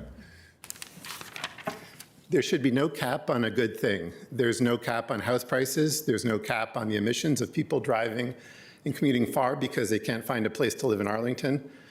So no cap is the option that you should adopt. No cap, you might also know, is some slang among the young people. It means that thing you're saying, it is very true. As an economist, I'd planned to give kind of a dry economic presentation on why no cap is the best policy, but I saw that I was speaker number 232, and I felt that just wasn't going to cut it. So I wrote a poem, kind of a rap, and containing my economic analysis. It's called, you may guess it, No Cap. No cap, the housing market's tight, supply and demand caught in a fight. With supply constrained, prices soar, leaving many locked out forevermore. No cap, the policies need to change to expand the options to rearrange the zoning laws and the building code for families to get an abode. No cap, the missing middle is key to unlock the door, to set us free from high prices and limited choice, to give us a voice to make us rejoice. No cap, we gotta take control, reduce emissions, save the world as a whole, legalize green housing, make it the goal, or else we'll be facing an unbearable toll. Let's break down the walls, no cap a ton, make our neighborhoods more inclusive, more fun, no prejudice, no reason to fear, let's welcome all and have a beer. So let's come together, no cap for real, the future's at stake, it's a big deal, let's be ambitious, show we can feel the urgency to act and make our county heal. You've been a great audience. Thank you. Usually don't comment. I'll just say nice lyrics, but you got to work on your flow, all right? Our next speaker is Scott Miles, followed by Christine Brittle and Tierney Farrell. Hi, good evening. Scott Miles, Aurora Highlands homeowner since 2003. I did have a photo. I don't know if it's up, but if it is, that's not me in the photo, but I was given permission to use it because the message is fitting and important. If you want confidence in government, you need three things. You need transparency, so we trust it to communicate with us truthfully and provide us the information we're seeking. Accountability, so plans actually do what you say and commitments to residents aren't reneged upon. And inclusivity, so those who vote to represent us encourage and reflect our diversity of views. In the missing middle process, I've heard from people who love Arlington and want to see it grow sensibly rebuffed when they ask for assertions to be supported by data and evidence. I've heard from people truly worried about affordability and staying in Arlington, strung along as goals are changed and unattainable promises are made. And I've heard from residents who have invested immense amounts of their lives here with deep concerns, dismissed and trivialized as scared of change, or simply called racist. Instead of community building and leadership, civic associations have been discounted and polarizing groups are left to drive wedges between our community. Today it's missing middle, but these same things have happened time and time again under your watch. Just 1 week ago, under over 100 Civic Federation delegates representing communities across the county voted to demand change in our government. And the vast majority of them, 70%, voted specifically that they want to see you do better, a whole lot better. And are not going to take no for an answer anymore, not just on missing middle, but on every process and every issue. Residents far and wide have lost confidence in your governance. Please stop making the same mistakes. You still have outstanding concerns here. You still have people who care and demand better. And you still have well-researched plans coming out, like the Sarley Hunter Guidebook, that shows you the quality of input and really thoughtful EHO outcome you could have if you listen and truly respect the diversity of views in this county. Please show us that you actually want us to have confidence in our government, starting now. Thank you. Our next speaker is Christine Brittle, followed by Tierney Farrell, followed by Mike Ewing. I'm Christine Brittle, a 20-year Arlington resident and a small business owner. As someone who built a house here, one of the things I learned was that zoning affects land prices. Simply put, land that is zoned for more density is more expensive, much more expensive. If this zoning change passes, how is that going to affect land prices? We have a natural experiment in my neighborhood, Penrose, that can help us answer this question. On South Wayne Street, the houses on one side are duplexes, and on the other side are single-family homes. The lots are the exact same size, 5,500 square feet. We can look at land prices on one side of the street versus the other to understand how density affects land value. What we see is that Arlington assesses the land with the duplexes significantly higher versus the single-family homes. How much? 146%. To put that in real dollars, that same lot is worth $291,700 more on the other side of the street. The reality is, the moment you allow multifamily dwellings on every lot in Arlington, you will greatly increase the value of every single lot and completely change the dynamics of the real estate market. We built in 2016 and would never consider selling under current zoning. But if this change passes, the value of what could be built goes up substantially. In fact, it now becomes profitable to tear down my relatively new house and build 3 townhomes instead. This will be true for many homeowners in Arlington and will drastically increase the number of teardowns. I want to conclude by noting that Arlington, as you know, is a very liberal community. 80% of us voted for President Biden. You're not seeing pushback on this because Arlington is not progressive. You're seeing pushback because this proposal is rife with negative externalities and unrealistic assumptions. Please don't launch this experiment on a county-wide scale. Thank you. And this is the data. Thank you. Our next speaker is Tierney Farrell, followed by Mike Ewing and Brett Yold. Hi. In 2019, you said there would be no lifting of single-family home zoning in Arlington, yet here we are. Katie, On January 29th, you said you were disappointed that your study was being replaced by measures designed to chase public opinion. Public opinion is what got you voted and elected. You all have put yourself through hours and hours of testimony when you actually already know how you're going to vote.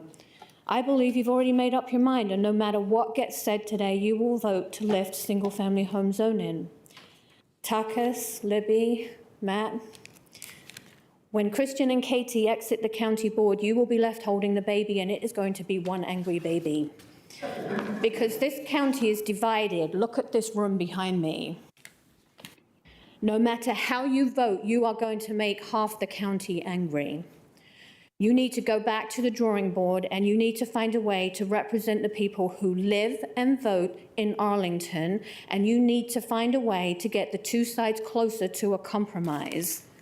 You cannot disregard public opinion that is expressed by half the county, and you should not be representing people who don't live here but want to, or those that might want to live here in the future that don't even exist yet. I bumped into a neighbor in the park this weekend, and we talked about this. He told me he will no longer be a reliable Democratic vote in Arlington because of this. This is something that I'm hearing frequently. For me, I voted for each and every one of you. That's a mistake that I won't make again. Our next speaker is Mike Ewing, followed by Brett Yould and Grace White. Mike Ewing. I'm opposed to the zoning change. This country is divided. Politics and politicians, including the former president and our current governor, continue to divide it. You, the Arlington County Board, and the missing middle are dividing this county. As a Democrat, I never thought a Democratic-led government would add to the division, but you are. Do you want to take this blue county to a purple county? Because that's the route you're heading. We know the missing middle will not provide affordable housing. Will you let people believe that it will? It will simply provide more housing. That, in turn, will burden the infrastructure. Those ramifications have not been addressed. At a recent meeting when the 7s and 8s were taken off the table, Ms. Crystal, you made a comment about chasing public opinion. An election is public opinion. Public opinion got each of you elected, and now you are dividing that public. I'm sure your minds are made up to pass a zoning change as is. However, I still request you step back and look at it closely and come up with a solution that doesn't divide the county. We don't need any more division. I'll say it again, I'm opposed to the zoning change. I'm opposed to the zoning change. Our next speaker is Brett Yould, followed by Grace White and Ann Bodine. Hi, folks. My name is Brett Yould, and I've been living in the Arlington for 3 years with my wife, who's owned a single-family residence for the past 12. I have to say, after having listened to a good portion of the excitement on Saturday, I really had a hard time deciding whether I wanted to speak to the issue. It seems that it's all been said, so I'll endeavor to keep off the rinse and repeat regime. I do feel compelled to say this, however. You folks have a very difficult job in the best of times, and a nearly impossible job at times like this. We all have a vested interest in Arlington in one way or another, and your unenviable duty is to strike an equitable balance between existing single-family residence homeowners and those that want to own in any form in the Arlington County area. These are the only two parties you should seek to placate in this discussion. Do not allow the developers, whose only interest is profit, to drive this conversation directly or indirectly. Even if the developers were able to flood the neighborhoods with sixplex buildings overnight, there would not be an appreciable decline in housing prices in the area, and they know it. If the developers you're talking to act as if though it's a foregone conclusion, tell them it's not. You hold the power and responsibility in this scenario. I'm not unsympathetic to those who want to own but can't at any stage of their life. I, too, was unable to own any form of property until my 40s. My wife was able to buy into Arlington for the love of the place, but was forced to have roommates for 9 years before I showed up. Arlington is a very expensive place to live, and I fear it will only continue to worsen unless remote work becomes an even more accepted practice that leads to decentralization of city centers nationally. I think only then will we see wages catch up with housing prices. In defense of our position as homeowners, I would say, please put this genie back in the bottle. So I urge you to take the narrowest version, if approved, and that includes option 2E. Thank you for your time. Be well and have a good night. Next speaker is Grace White, followed by Ann Bodine and David Girk.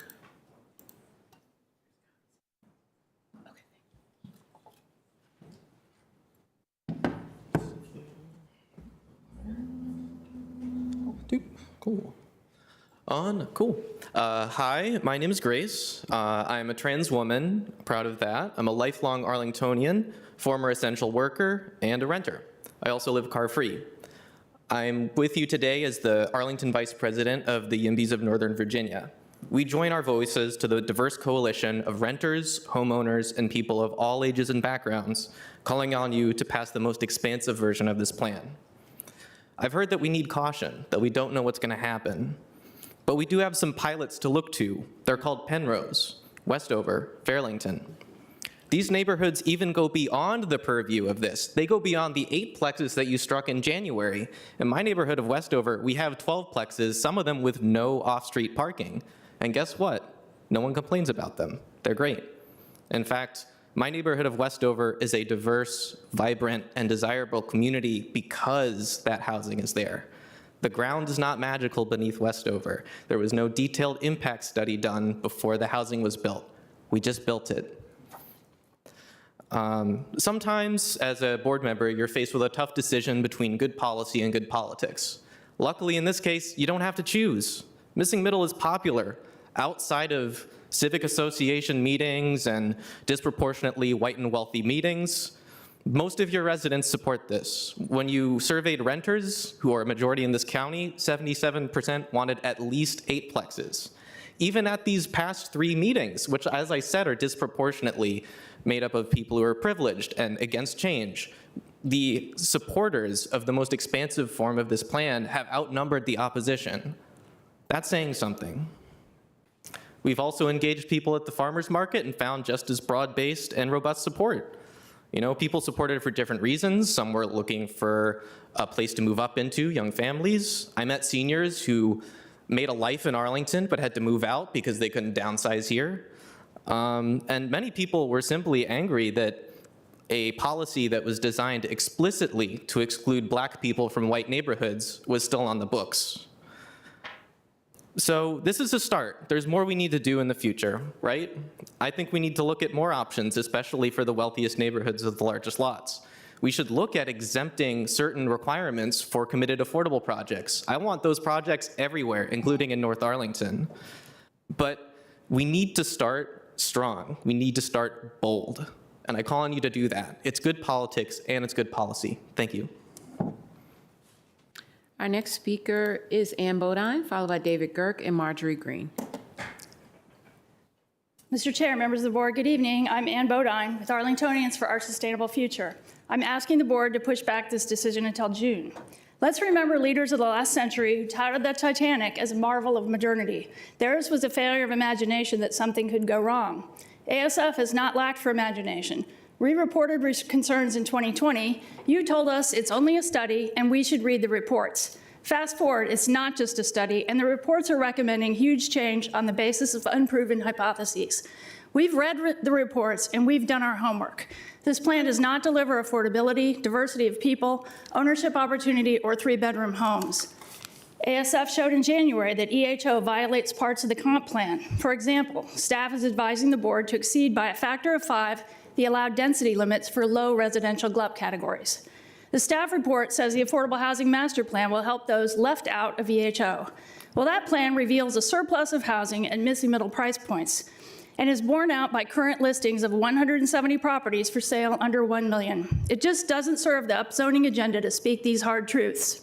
We heard concerns from missing middle supporters about home ownership. ASF shares them. Data shows that 4 to 6 plexes will reduce ownership options and be 90% rentals. The plan also results in a net loss of sorely needed 3-bedroom units. We welcome the addition of reporting requirements. We ask for no sunsets on annual caps or sunsets only if we achieve key goals such as 20% tree canopy or proven access for current residents of color. We ask for reporting on diversity factors of those displaced and those moving into new units. We ask for updates to the 2014 report on corridor demographics. We ask you to leave one area unchanged to serve as a control. You are changing 40 elements of zoning and land use, filling in half our land area. Residents are fuzzy on details. There's no analysis of major items like lot subdivision and ADUs. Even the county manager has withheld opinions. It seems no one has cracked the nut on all the variables. Plan supporters have staked out moral high ground with claims of diversity. Staff tells us the study area is 70% white, but has not told us that 72% of residents who earn the $193,000 needed for the cheapest missing middle unit are white. That median African-American income was already $40,000 too low to buy an eightplex. That enhanced housing in Green Valley raised prices and helped reduce Black population by 50%. It is not a plan for diversity, it's equal opportunity gentrification.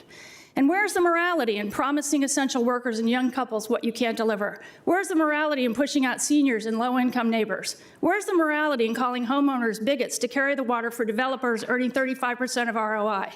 ASF recommends you rework the benchmarks, convene civic groups, and bring this back for a vote in June. Let's get this plan shipshape. Don't forget those who said the Titanic was unsinkable.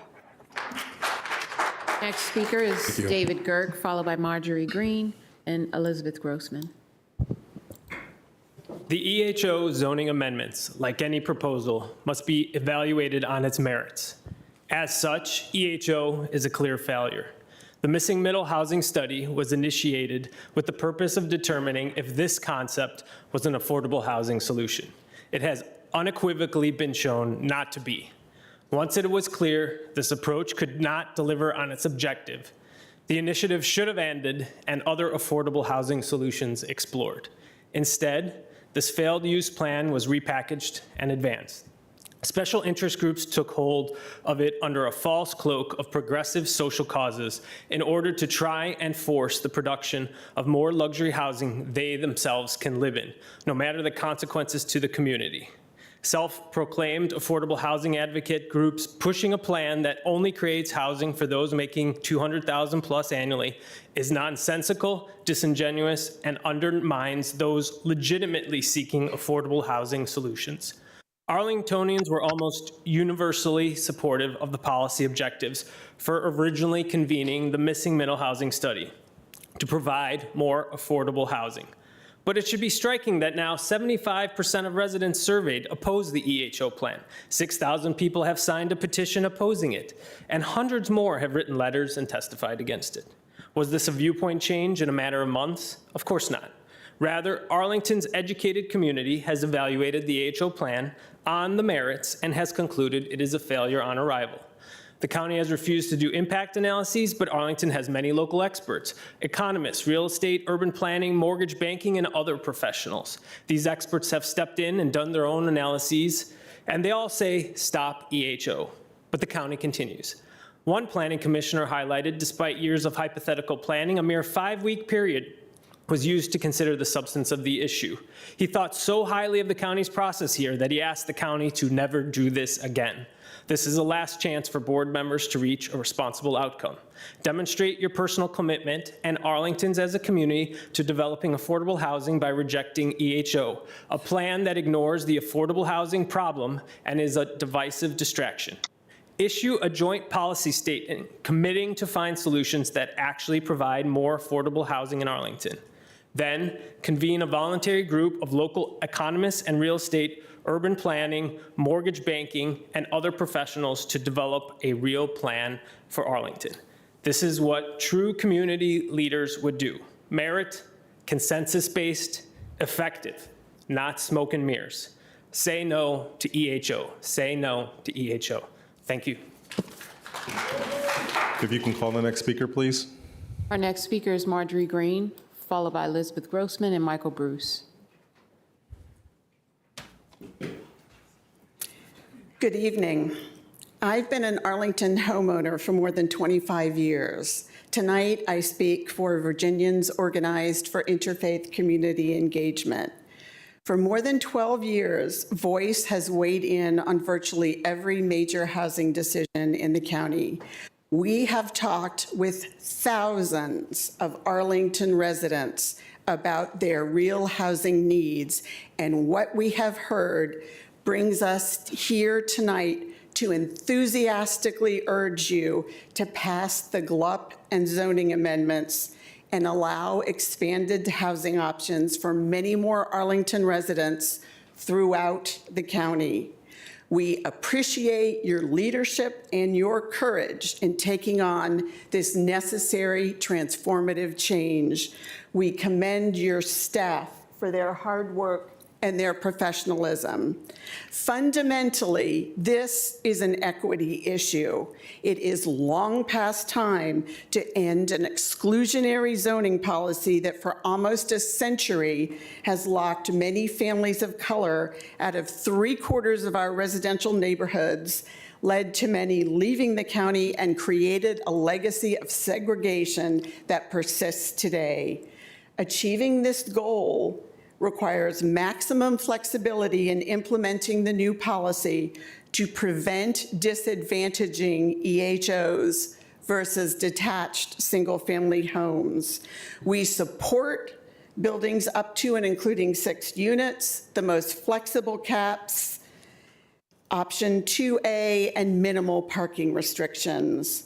While the equity reason alone justifies these changes, there are other compelling benefits, including boosting desperately needed housing supply and reducing upward pressure on prices, offering more diverse housing types for today's more diverse households, offering many more young families the opportunity to find starter homes, and more families of workers in Arlington the chance to become homeowners, enhancing environmental sustainability, economic vibrancy, and enriching our quality of life. Change is inevitable. It's happening in my neighborhood apace and many others. How we shape change directly reflects our values as a community. A healthy community prioritizes both the needs of its current residents and new opportunities for future generations. The EHO policy offers a roadmap for doing this with careful monitoring. We in Voice are energized and ready to join you in this work. Thank you. Your time is concluded. Next speaker is Elizabeth Grossman, followed by Michael Bruce and Jason Harrier.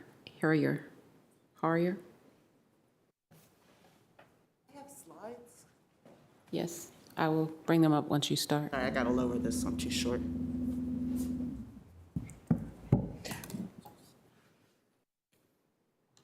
Are you bringing up the slides? Thank you. Good evening. My name is Elizabeth Grossman, and I'm a member of the Arlington Tree Action Group. Thank you for the opportunity to speak on the proposed expanded housing amendments. Under current requirements, lots developed for single-family homes must have a 20% tree canopy coverage. According to the county's 2004 Forestry and Natural Resources Plan, this tree density in residential areas is necessary for Arlington to reach its goal of 40% tree canopy coverage countywide. The current tree canopy proposal under consideration, however, will lead to further loss of tree canopy in Arlington. Next slide. The proposed amendment says that developers can choose to plant medium or large shade trees. If developers were to plant only, I'm sorry, next slide after that, I missed a cue. The proposed amendment says that developers can choose to plant medium or large shade trees. If developers were to plant only medium shade trees, more than half of the developed lots would not meet the 20% tree requirement. This slide has an error. It should say 13 of 25 have less than 20% canopy. Only lots zoned R5 and 6 and lots zoned R8 with 5 and 6 plexes would reach 20% coverage in 20 years. Next slide. If all the trees were required to be large shade trees, more lots would achieve 20%, but R10 and R20 lots would fall short. Next slide. ATAG asks the board to require developers to plant only large shade trees and to require that more trees be planted as lot size increase. The number of trees should not depend on the number of units built, but on the size of the lot. Specifically, regardless of the number of units built, ATAG recommends that the county mandate 4 large shade trees on lots zoned R4, 5, 6, and 8 large shade trees on lots zoned R10, and 12 large shade trees on lots zoned R20. If the county adopts ATAG's recommendation, all EHO developed lots will achieve 20% tree canopy coverage in 20 years. Next slide. Here is specific language for the landscaping zoning ordinance amendment 1046F. The benefit of trees to human health have been widely documented. All Arlingtonians benefit from guaranteeing this canopy for future generations. Trees, and I mean trees, here in Arlington, not some 40 miles away in Loudoun, improve not only our mental and physical health and well-being, but they are also essential for maintaining a sustainable environment. It is up to you to protect them. Thank you. Our next speaker is Michael Bruce, followed by Jason Harrier, followed by Jim Schulman. Mr. Bruce, you're muted. Appreciate the opportunity to speak to you today. And a couple things, there's been a lot of issues raised, and I hope the board listens to them. Some of the ones that most concern me are the most importantly is this proposal is not going to increase the real missing middle housing here in Arlington, which is housing for families, housing for those who are of lower income means. There's been a lot of studies lately, if you look in California, that state that blanket changes in zoning are unlikely to increase the affordability for lower income households and families in prosperous regions. They would, however, increase gentrification than prosperous regions and would not appreciably decrease inequalities. Again, and this research is done by groups such as the AIDS Foundation of California, and Housing is a human need organization. They're looking for other changes rather than free market. I also think you need to look at, it's important to look at the preservation of trees and open space in the county that this proposal will not help with. I know that the board is looking to decrease lot coverage. That is probably a good thing and long overdue. That will help the environment, the climate, and should help somewhat to have better housing built in the county. Most importantly, if you look at site plans, we've got thousands of units of housing, one bedrooms, singles going up in the county. Arlington, especially the Ballston corridor, has the most in-demand apartments in the DMV. And Richard Tucker told my civic association, Waycroft Woodlawn, that builders are not looking to build condos or co-ops today. And ownership of properties is one of the major things that's going to help diverse and immigrant communities build generational wealth. They will not get that through rental housing that will be built. I know.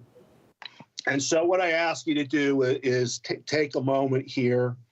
I believe something will be passed, but do put caps, have time on those caps to see what happens. And most importantly, a lot of issues are going to come out of what you passed tonight. Put together a true bipartisan citizen committee to resolve what comes out of this. That will bring us back together. We're not together now. Thank you. Our next speaker is Jason Harrier, followed by Jim Schulman and Dean Amell. Good evening. Jason Harrier, speaking on behalf of the Lion Village Citizens Association. We oppose the missing middle plan in its entirety for the many reasons that you've heard over the past year and through public testimony this past week. You're likely going to move forward with the plan, and as you do, we ask that you do it in a manner that seeks consensus and is consistent with your policy goals. We think it's important to place reasonable caps on the development of EHO buildings, maximize tree canopy requirements, and we urge you to put in place geographic dispersion based on R zones so that particular communities are not disproportionately impacted. I'd like to focus on two other issues today, minimum site area requirements and minimum parking requirements. First, we ask that you place minimum site area requirements on 5-unit and 6-unit buildings, regardless of whether they're built in transit proximate neighborhoods. We think a reasonable minimum of 8,000 square feet would work here, and ideally a bit more is set forth with an option 2B, is necessary to build proper 5-unit and 6-unit buildings. Allowing these types of buildings on lots less than 8,000 square feet, such as the many small lots that are close to transit, is merely density for the sake of density. It's going to result in very small 1- and 2-bedroom apartments in areas of the county where these types of units are already very abundant. Reasonable minimum site area requirements aren't meant to arbitrarily exclude the largest EHO buildings, but rather they're meant to incentivize successful development of EHO buildings on lots of an appropriate size to accomplish your policy goals of expanding housing options and enabling home ownership for families. Second, we would ask that you do not approve options that allow for a minimum parking requirement of less than 1 parking space per unit, regardless of the proximity to transit. While there are many benefits of transit proximity, as a practical matter, it's extremely rare for households to have less than 1 car, and I've actually never seen someone in Arlington drive around in half a car. Neighborhoods close to transit already have very limited street parking available. They have very narrow streets, and reducing minimum parking requirements for multiplexes in these neighborhoods will further add stress to the parking situation. I've heard many times that the market will demand adequate parking and that developers won't do silly things like build 5- and 6-unit apartment buildings on very tiny lots. But Arlington is already littered with failed projects from foolish developers that have turned into high turnover apartments or Airbnbs that don't accomplish any of the things that you're hoping for out of this plan. We've already seen interest from out-of-town developers and inexperienced investment groups chomping at the bit to capitalize on missing middle. We hope that you will adopt common sense rules, like I outlined above, that will guarantee reasonable baseline market expectations are met, rather than put your faith and the future of our neighborhood solely in the hands of the developers. Thank you. Our next speaker is Jim Schulman, followed by Dina Mell and Dana Downey.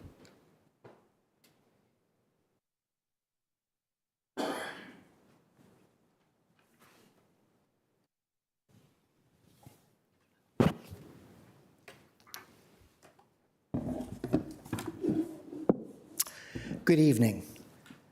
My name is Jim Schulman, and I am an architect, so I know that scale matters. The extended housing option being proposed is an everything, everywhere, all the time policy, and it won't win any Oscars or planning awards. Let's compare it to the Lab for Architecture's guidebook, their missing middle approach, which is more sensitive, nuanced, and environmentally and community friendly. It offers actual workable bonus density incentives for the construction of affordable housing. If the county board adopted something close to the middle approach, I'll bet that Arlington neighborhoods would rally around it as a clear-eyed and optimistic vision for the future. The EHO plan that is under discussion today, by contrast, remains a starting gun economic signal to the market to triple the county's population density.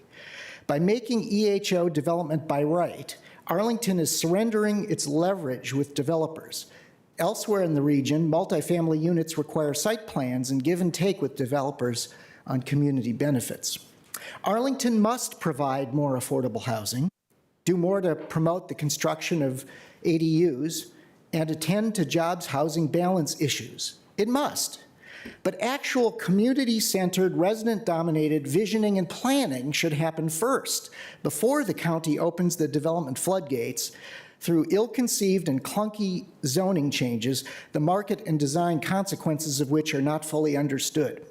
The Alliance for Regional Cooperation implores you to take your foot off the accelerator and realize that what you will do on this issue will actually make the county and the region a less attractive place to live for everyone. You are about to kill a goose that lays golden eggs in the name of housing justice, justice that will actually be set back irrevocably by a 6-fold inflation of land value and displacement that will result. We have urged you to consider adopting a housing reparations program like Evanston, Illinois, or create a scattered site community housing land trust like the Douglas Community Land Trust that is thriving just across the river in DC. But our pleas have been met with silence and offhand dismissal. If nothing else, please consider running a missing middle pilot program With or without caps, you know in your hearts that EHO is a Frankenstein. It's not ready for prime time.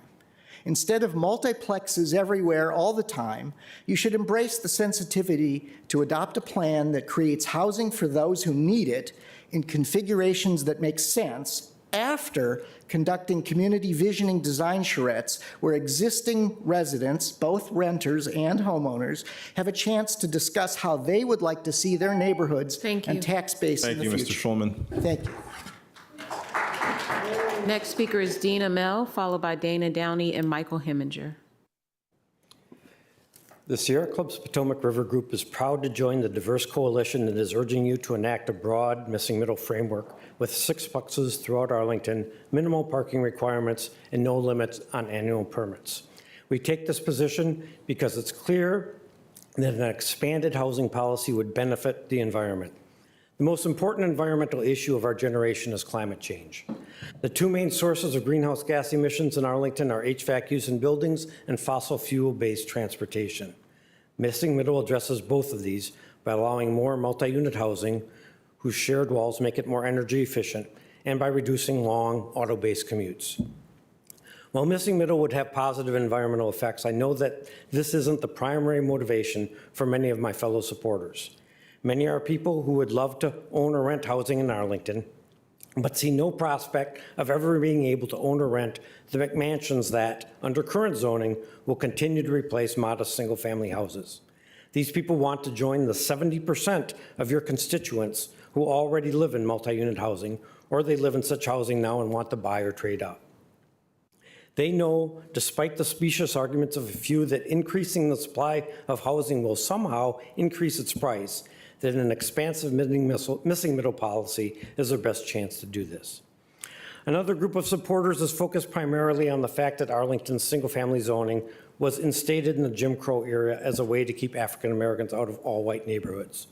While I can't put myself in their place, the prospect of getting rid of one small reminder of centuries of racial oppression so that future generations don't have to live with this every single day of their lives is a powerful argument for a missing middle policy that covers every neighborhood in Arlington. Finally, many supporters like me are here to tout the environmental benefits of this policy. After watching literally hundreds of speakers at County Board and Planning Commission meetings, I've noticed a difference between the two sides.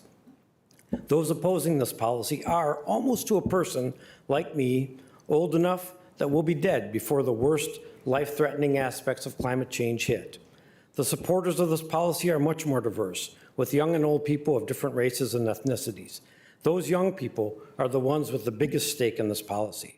They're the ones who need you to make sure Arlington does its part to address the environmental challenge of our age. So you have a choice. You can bend to the arguments of those who are most concerned about parking and other short-term concerns, or you can aid those who would aspire to housing, racial justice, and a livable future by making a bold policy change that you'll be proud of. Thank you. Next is Dana Downey, followed by Michael Heminger.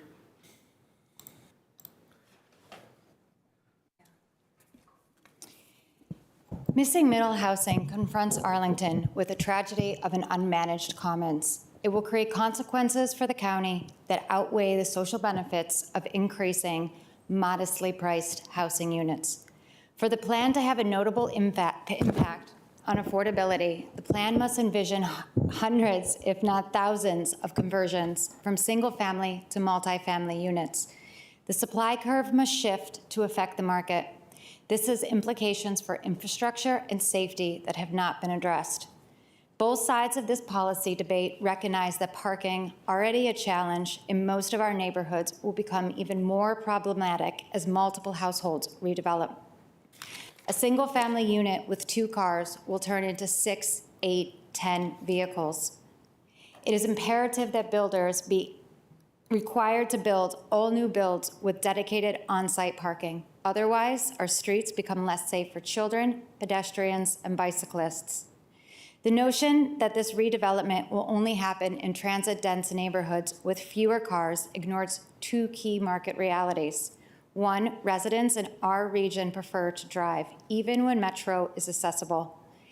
And where one owner decides to redevelop their property or sell it for redevelopment, it will create a cascading effect across the neighborhood of neighbors choosing to sell up. This plan will result in an actual reduction in home ownership. The simple economics of redeveloping single-family homes into multifamily properties creates more net income for the owner when the units are rentals. If done at a large enough scale, this proposal will reshape our neighborhoods from owner-occupied to rental unit communities. Many of those units will be out-of-area investors maximizing short-term profits at the expense of home maintenance. This is a free-for-all for absentee voters or absentee owners, which will create private wealth but a public liability. As others have noted, the removal of setbacks will increase the quantity of impervious surfaces, meaning that even moderate rainfall events will exacerbate flooding and overwhelm our inadequate stormwater systems. The project will not stem out migration. A Virginia Tech study found that millennials forming families have the same demand for single-family detached homes as did previous generations. We are already seeing young professionals leave this region for better housing, so please remember, it is not just the cost of housing, it is having the right type of housing that matters. Owning a single-family detached home in Arlington is a dream. Effectively lowering the inventory of owner-occupied units forces professional households to seek home ownership dreams elsewhere. This will lower Arlington's attractiveness for the businesses you all have worked so hard to bring. There's a better option, Thank you. redevelop underutilized commercial Our final property. speaker is Michael Heminger.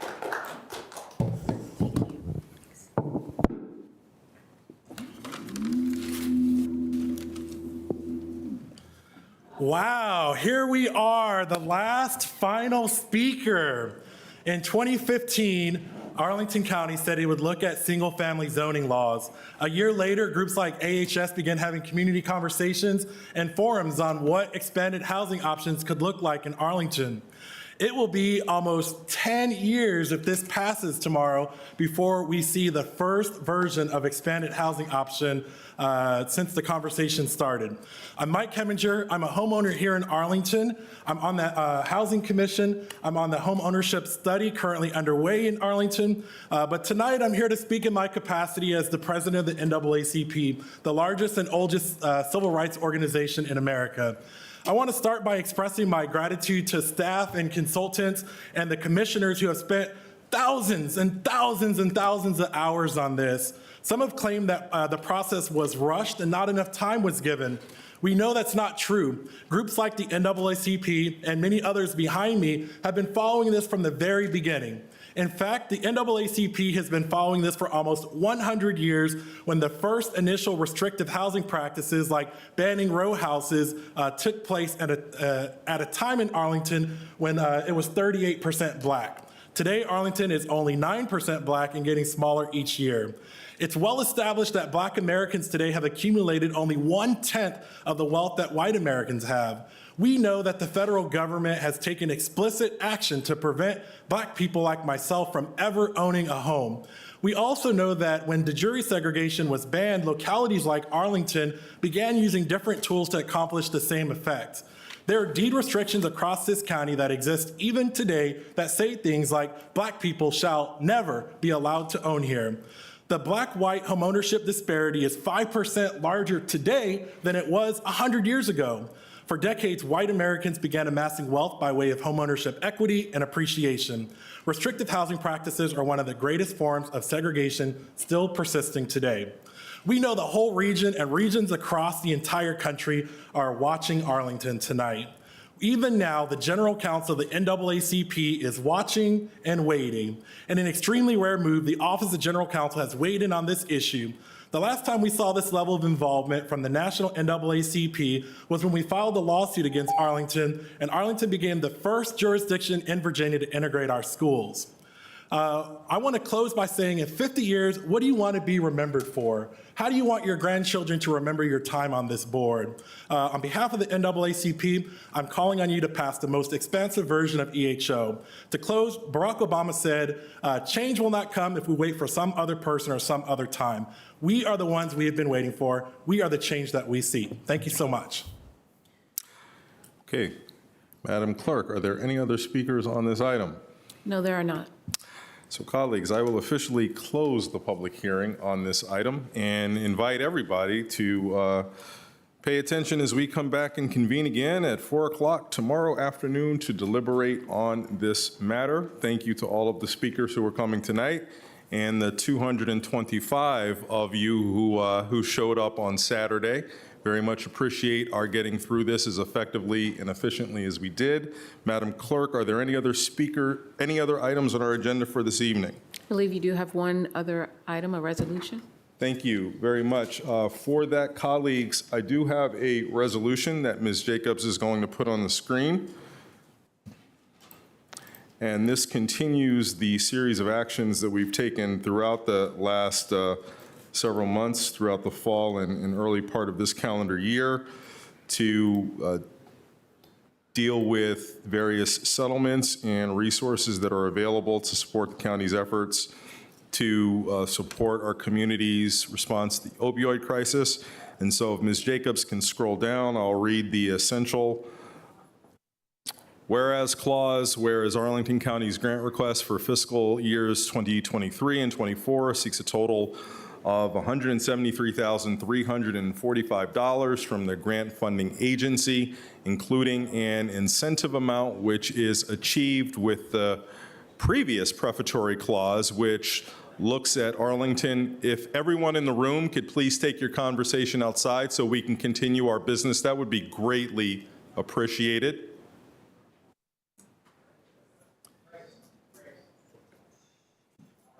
Mr. Weistad.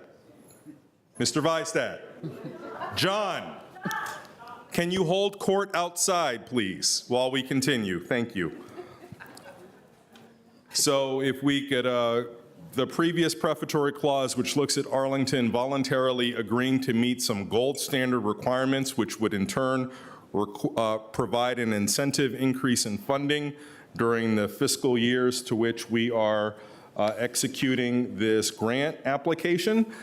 That's what this is all about. Therefore, I move that the board adopt the attached resolution to authorize the county manager or his designee to execute grant applications to the Virginia Opioid Abatement Authority to accept any resulting grant awards and to execute all documents in connection therewith. Is there a second? Seconded by Ms. Garvey. Any questions or discussion from colleagues? Seeing and hearing none, all those in favor, please say aye. Aye. Any opposed?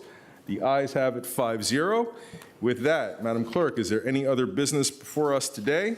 No, there is not. Okay, we are in recess until tomorrow at 4. Thank you all.